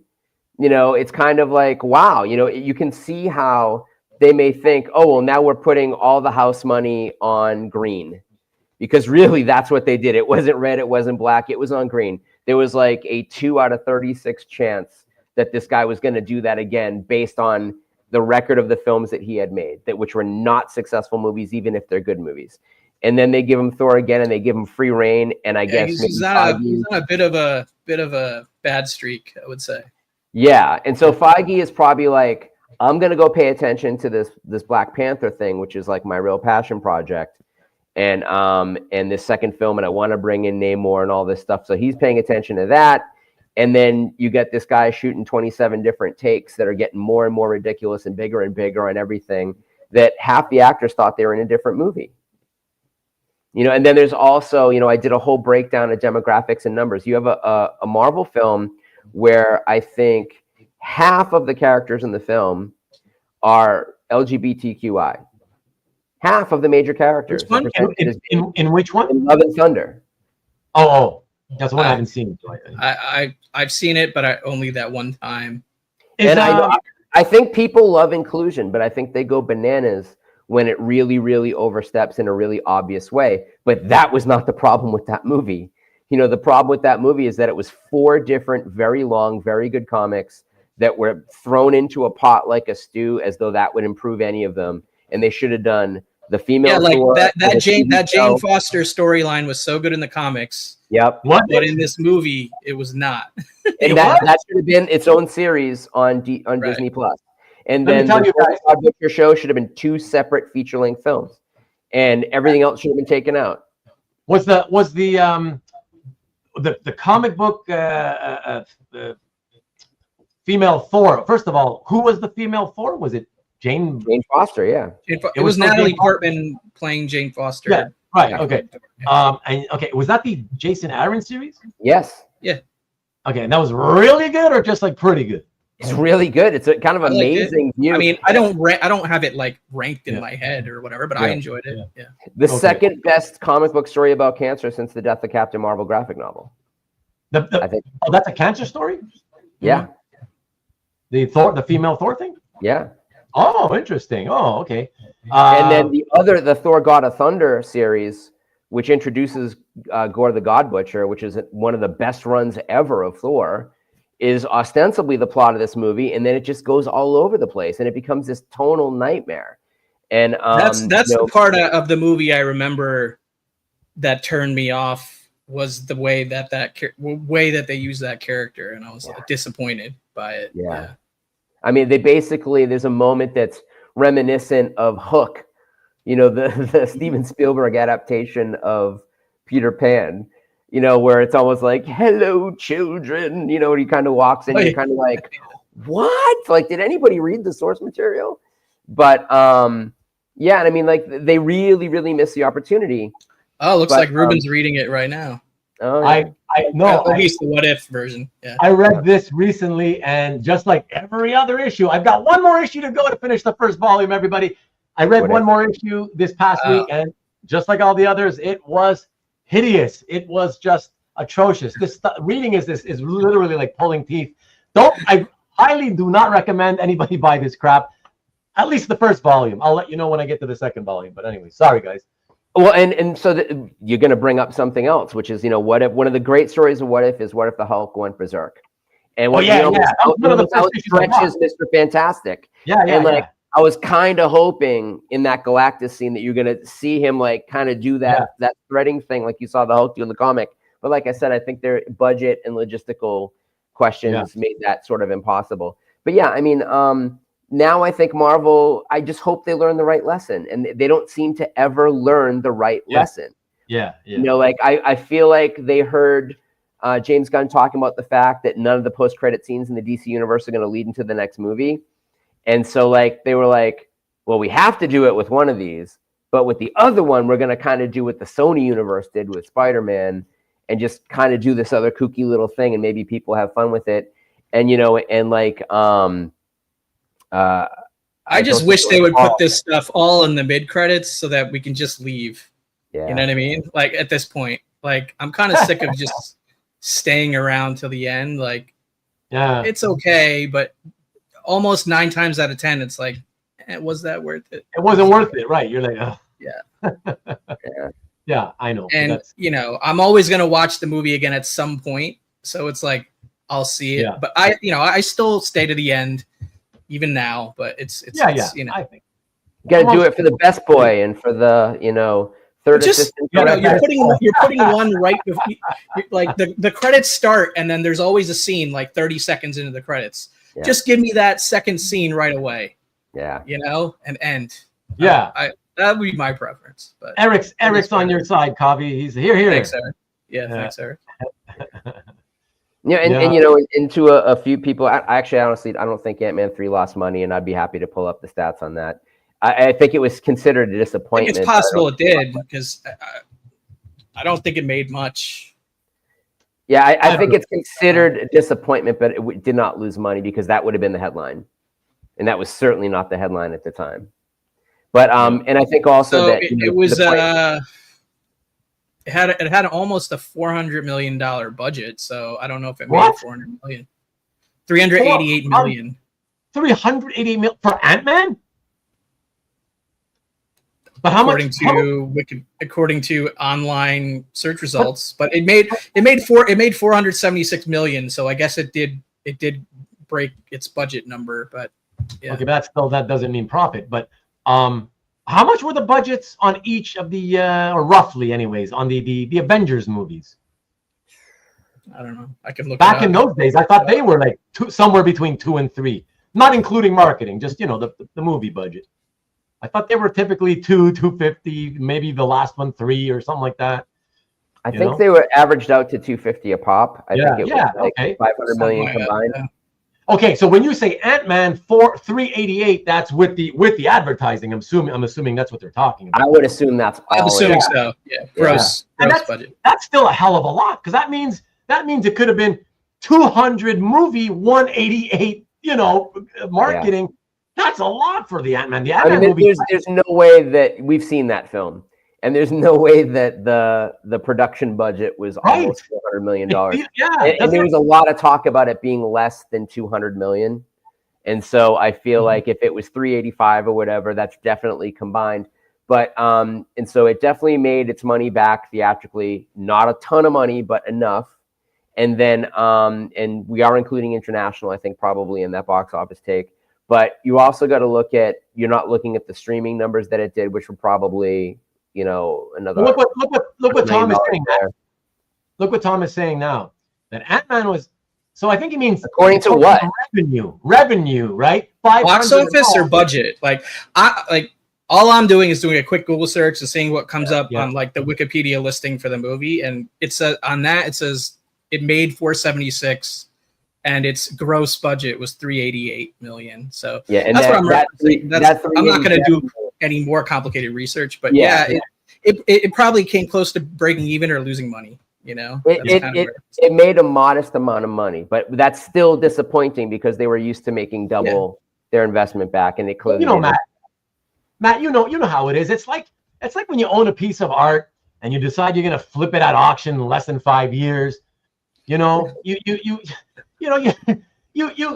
you hold it for close to 5 years, sometimes you make a little or you lose just a little. It's like negligible profit or negligible loss, right? It's the same kind of thing, right? It's like even if it's a win, it's negligible, so it's not worth really saying, "Oh, they made money." You know what I mean? It's that kind of thing. But they made money, so it's not like it's saying that. It's not like they made money. We're doing things. It's not like a major money loss. They have to split that box office with the theaters, so that's where the losing money comes in. That's what people don't take into account exactly. To the average moviegoer hears these numbers and they always think all these numbers are the gross, and it all goes to the movie company that made the film, whatever, and it's like they forget that the theaters need to make money too. Otherwise there's no business. There's also like depending. Usually by the time things make it to Wikipedia, there's a report of actual, you're not talking about gross, you're talking about net receipts. But and that's also not a film that stayed in the theaters very long, which is actually good for the studio. Definitely not. Yeah. for So the studio? Yes. The opening weekend receipts, 90% go to the studio. The second weekend receipts, like 85% goes to the studio. So the longer it plays in a theater, the more the theater owners get from the price of the ticket. So, and I remember seeing the Disney stock report that year, and that was reported as having made money. They're not going to report to their stockholders that something made money that didn't make money. Was that 2022 or three? I think, right? You just looked it up, but so that fiscal quarter, it was reported when it was finally out of the theater that it had made money, that it was modest but disappointing. 2023. Yeah. So I mean, like, you know, people have work on this math, which is that it has to make double what they hear the budget is to be profitable, and it's like it can make profit before that, but the studio wants to make at least double, or they don't even want to put it in theater. So the expectation was that was going to be an $800 million movie. You know, going to make this is what week 3 of Superman now, and Superman's crossed 500 million. Yeah, so far worldwide. So we'll see what these movies do. And I think FF's on a similar trajectory if people keep going to see it. So we'll see. Yeah, good question by Eric. It's true. The actors that have retired from acting, what, you know, with Michael Douglas, right? So I mean, you know, Michael Douglas is not as important; he's not the hero. But Evangeline Lilly, mind you, you know, she's a Wasp. You could replace her easily, in my mind, right? It's not a major character or whatever. But what do you think? Do they replace her, or do they just maybe stop using her and just not talk about her? What would you think would be the more likely thing to happen there? I mean, there's been so many different versions of Ant-Man in the comics too, right? Like, I mean, we've certainly seen the ultimate version of the Wasp is Asian, you know, so that's not going to be Evangeline Lilly. If the push is to work towards the Ultimate Universe after all of this, you know, Doom stuff and Secret Wars, then I think we're probably going to see the Ultimate. That's my secret hope, but that's because I'm a big fan of the Ultimate comics. You know, I like. But here's the thing: they've already taken a lot of ideas from those comics and incorporated them into 626 MCU. Yeah. So it's like you could. They could do something called the Ultimate Universe in the movies, but then they would have to use other stories to mine, because they've already mined a lot from that. So we'll see. Yeah, well, the way it goes now, anyways, you know, with the whole, you know, well, it's multiverse, this and that, you can do pretty much what you want now and take things from this comic universe and that comic universe and just put it all in the movies, put it all together, whatever. It's just, it doesn't matter anymore because it's multiverse, right? Anything goes basically at this point, right? And you can explain it away, kind of thing. It's getting to the point where there's like 30 minutes of commercials, before 30 to 45 minutes of commercials and trailers, right? Then you have the movie, then you have the post-credit scene, then you have the mid-credit scene, then you have the post-credit scene. Like Avengers Secret Wars is going to be like 4 hours long you know, I can't see it being less than 2. It can't. It's got to be just barely scratching 3 hours to fit everything in. So here's the thing, like with commercials and post credits, like I need an intermission at that point. You know, it's going to be a two-parter, right? So you're going to get, you know, what's the Doom one called that we already have the title for? We're going to get Doomsday. Then you're going to get Secret Wars Part 1. Then you're going to get Secret Wars Part 2. And then in 8 years, you're going to get Secret Wars 2 Part 1 and Secret Wars 2 Part 2. You know, like, I don't know, like, what they're going to pull from. You know, I just want good movies. I think a lot of that stuff in that era was atrocious. I hope they're grabbing more from the recent Secret Wars. They are. They're grabbing more from the Hickman. The Hickman is like the inspiration. See, that's what I said earlier, right? They do look at the comics because they tend to take their ideas. The creatives, like his question was the studio versus the creatives, and the creatives absolutely do. You know, the script writers, the directors, the people making the stuff. They're the ones to me that are most responsible for whether the story of the movie will be good or not. Not the director. Everybody and his grandmother always talks about the director. Nobody ever really credits the story writers, and you know they don't get any of the attention, like literally at all. But I think they're a lot more important. I think in Marvel they do. Well, there's a good point. So Michael Bacall, who's an actor that I knew in the 90s, and actually we both did the Win the Batmobile spot for Taco Bell. So he's in one of the commercials and I'm in the other commercial. Hey, you didn't show me that one. It's in there somewhere. He's got a story credit on Fantastic Four. But when you look on IMDb, his name's not listed either as story or as writer, but he's on screen. Like Michael Bacall's name is on screen as one of the writers. So, and I know that dude loves comics because there was a point where we were both going to read on the Ice Storm, and the character which Tobey Maguire ended up getting the role, and he was somebody that we used to see, and both Michael and Toby are in This Boy's Life, the DiCaprio film. But he had the comics, the Fantastic Four comic that's referenced in the beginning of the book by Rick Moody. And so I was like, oh, cool. I didn't realize you like comics. And we had like a little talk about that at the audition. So, I mean, they do have some good people. The kid that was on Freaks and Geeks that co-wrote 2 of the Spider-Man movies. I mean, the dude's a good writer. Which are the characters in Freaks and Geeks? He's the main character, like the kid that the family. The nerdy boy who's his sister is in the James Gunn player. Yes. She plays. She was in Scooby Doo, and she's the yeah. So her nerdy brother in the Freaks and Geeks is the co-writer for what? Co-writer of the Spider-Man movie. Really? Yeah. Oh, that's cool. Yeah. Wow. So I mean, there are good people that are connected to these projects, but Marvel's problem is that they never have a script locked by the time they start shooting. So they have to constantly go and fix, and it's frustrating for the special effects crew. It's a complete waste of money because you may have an effect that's been built up for 4 months before they get the actors on stage, and then they have somebody in it and it just doesn't work, so they cut that whole segment. So that's just throwing money out the window. And that's how you can see a film that looks like a $120 million budget and you get a report that it cost $220 million, is because they didn't have a screenplay locked when they started shooting, and they were just spending money for a year, because you have to at this point. Like the effects are so complicated that you sort of have to do certain setups before you even have the actor cast.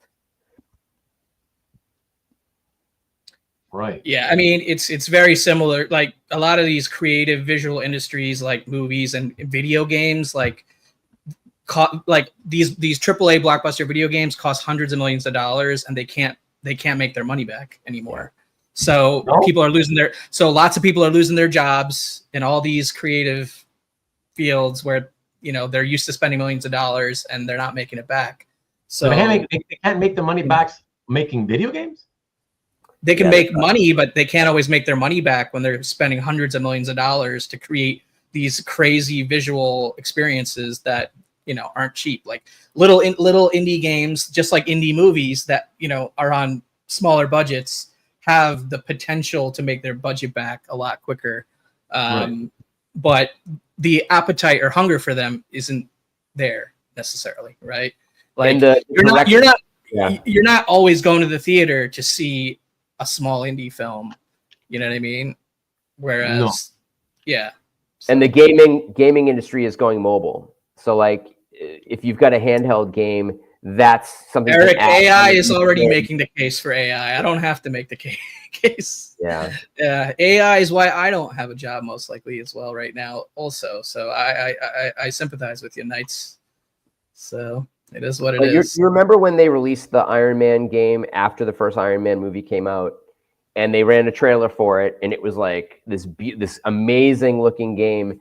It basically started out skinned as a completely different game. And when Iron Man was a hit film, Marvel was like, we need a game. And they're like, it's going to take us 4 years to make that game. And they were like, what do you have in development? And so instead of doing a sequel to Metal Gear that was I guess what they basically did is the Metal Gear game that was in development became an Iron Man game. And they just started a different development on Metal Gear to go forward, because it was like all mecha. And so they kind of made it like that. And that game ended up being pretty successful because it was just a skin. And you can do that. Like you can have all the infrastructure of the game built, and then you're just skinning it. And then you're getting an actor who sounds like Robert Downey Jr. to do voiceover or whatever. Yeah. I will say, like, Marvel made a great decision with, Marvel Rivals and Marvel Snap. Yeah. Like Marvel's characters are popular among a much younger generation because of those games, like they made those. There's probably kids that know Marvel characters because of Marvel Snap and Marvel Rivals who have never read a comic or seen an MCU movie. I would imagine. Speaking of a standalone movie, they should redo Runaways. They should redo Runaways Yeah. as a film and do it right. I because- agree. I did not care for that TV show. Yeah. Brian K. Vaughan has just some absolute shit luck when it comes to his adaptations, though. Yeah. No one can. Uber successful with the comics, but just keeps having the worst luck on the opposite side of the It's crazy. live action or whatever, right? Well, that's the thing, right? It's hard to adapt good comics. Yeah. It's much easier to adapt. Hard to adapt them well. Yeah. Right? Yeah. That's more specifically. Yeah. Yep. All right, guys. I think this. I'm gonna call it a night. Are we wrapping up or? We're gonna wrap it up. I figure like it's we since we kept it to only Fantastic Four, well, for the most part, talk. I figured like we did a 3 hours, 5 minutes. Like let's keep it a shorter one than usual tonight. It's good. I gotta head to bed. I got an early day tomorrow. So. Sounds good. Just stick with me until at least we get off. If you don't. Yeah. I'll hang out to the end, but. Guys, happy again. First of all, Kavi, really appreciate you hanging with me tonight. Yeah, it was fun. That was very nice of you, man. I appreciate that. Matt, for jumping in as always. I love it. So thank you so much. And everybody, man, like if you can't get enough of Matt, you get double whammied with Matt because next week, and for the first time in like a couple of months, it feels at least, I have a thumbnail prepared. I know what's happening next week. And in fact, I know what's happening next week, the week after that, and the week after that. So let me leave you guys here. Have a good one, Rick. Rick. And you too, Tom. And we'll watch the show on Rewind. I agree appreciate with Tom. that. Just okay. Leave us a comment. Leave me a comment down below if you can when you watch it on Rewind, Maki. It's like Fantastic Four. And thank you as well for being here, Carl. And enjoy the dinner. Rich, if you're watching this on Rewind, you and Marrah, appreciate you guys popping in for a while as well. Thank you. Let me leave you guys out with the thumbnail for next week. And it is not quite the show you guys always love so much, but it's Stop the Insanity adjacent. So we're starting kind of a new little series within a series. Check it out.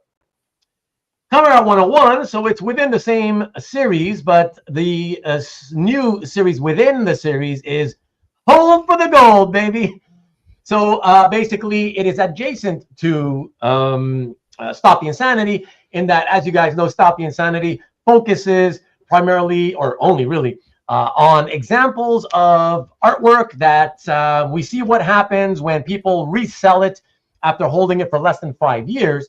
And so I thought we would start a sort of adjacent show where we show you guys the opposite. So what happens when you do hold on to your art for at least a minimum of 5 years and longer? And you will, I guess you're going to pick up certain things that are common denominators that you will see, that you'll, hopefully learn. And it's just, it re-emphasizes more everything that you've already learned from the Stop the Insanity shows. But rather than the sort of, quote unquote negativity of seeing everybody lose money, this episode and future episodes will show basically making money, people making money on reselling at auction. Because they held on for long enough. So with that being said, catch Nicky B, by the way. I guess he's got a show. He didn't have one, even though he didn't go he didn't end up going to San Diego. He didn't have his show, so that surprised me. But I assume he's going to have one this coming week, so please check him out. Friday, 7 p.m. Eastern, 4 o'clock Pacific. And what's this? 5 years time. Very pretentious. What's very pretentious? What's that? Duty. Pink poop. Pink poop. Go for gold. Buy a house and hold for 5 years, then sell. Yeah, it's not as fun to buy the house though. But everybody, thank you again so much for being here. And catch us next Sunday at the usual 8 p.m. Eastern, 5 o'clock Pacific. Houses are quick flips, 5 years of property taxes while you wait. Exactly. I want to see a show where you make money selling after 5 months. Hey, there's certain people in the hobby that would probably be better at doing that than me. I'm definitely not. Put together the examples, Carl, and submit them, and we'll be right. We'll be on it. We'll be right on it. find us the examples. Maybe we'll do it, but I certainly don't want to promote doing that. So not going to happen. Not on my channel. But thanks again, guys. Yeah. Have a great week. See ya. Hope it's not too hot. And thank you again, Kavi, Matt, and we will see you guys next Sunday. Go Blue.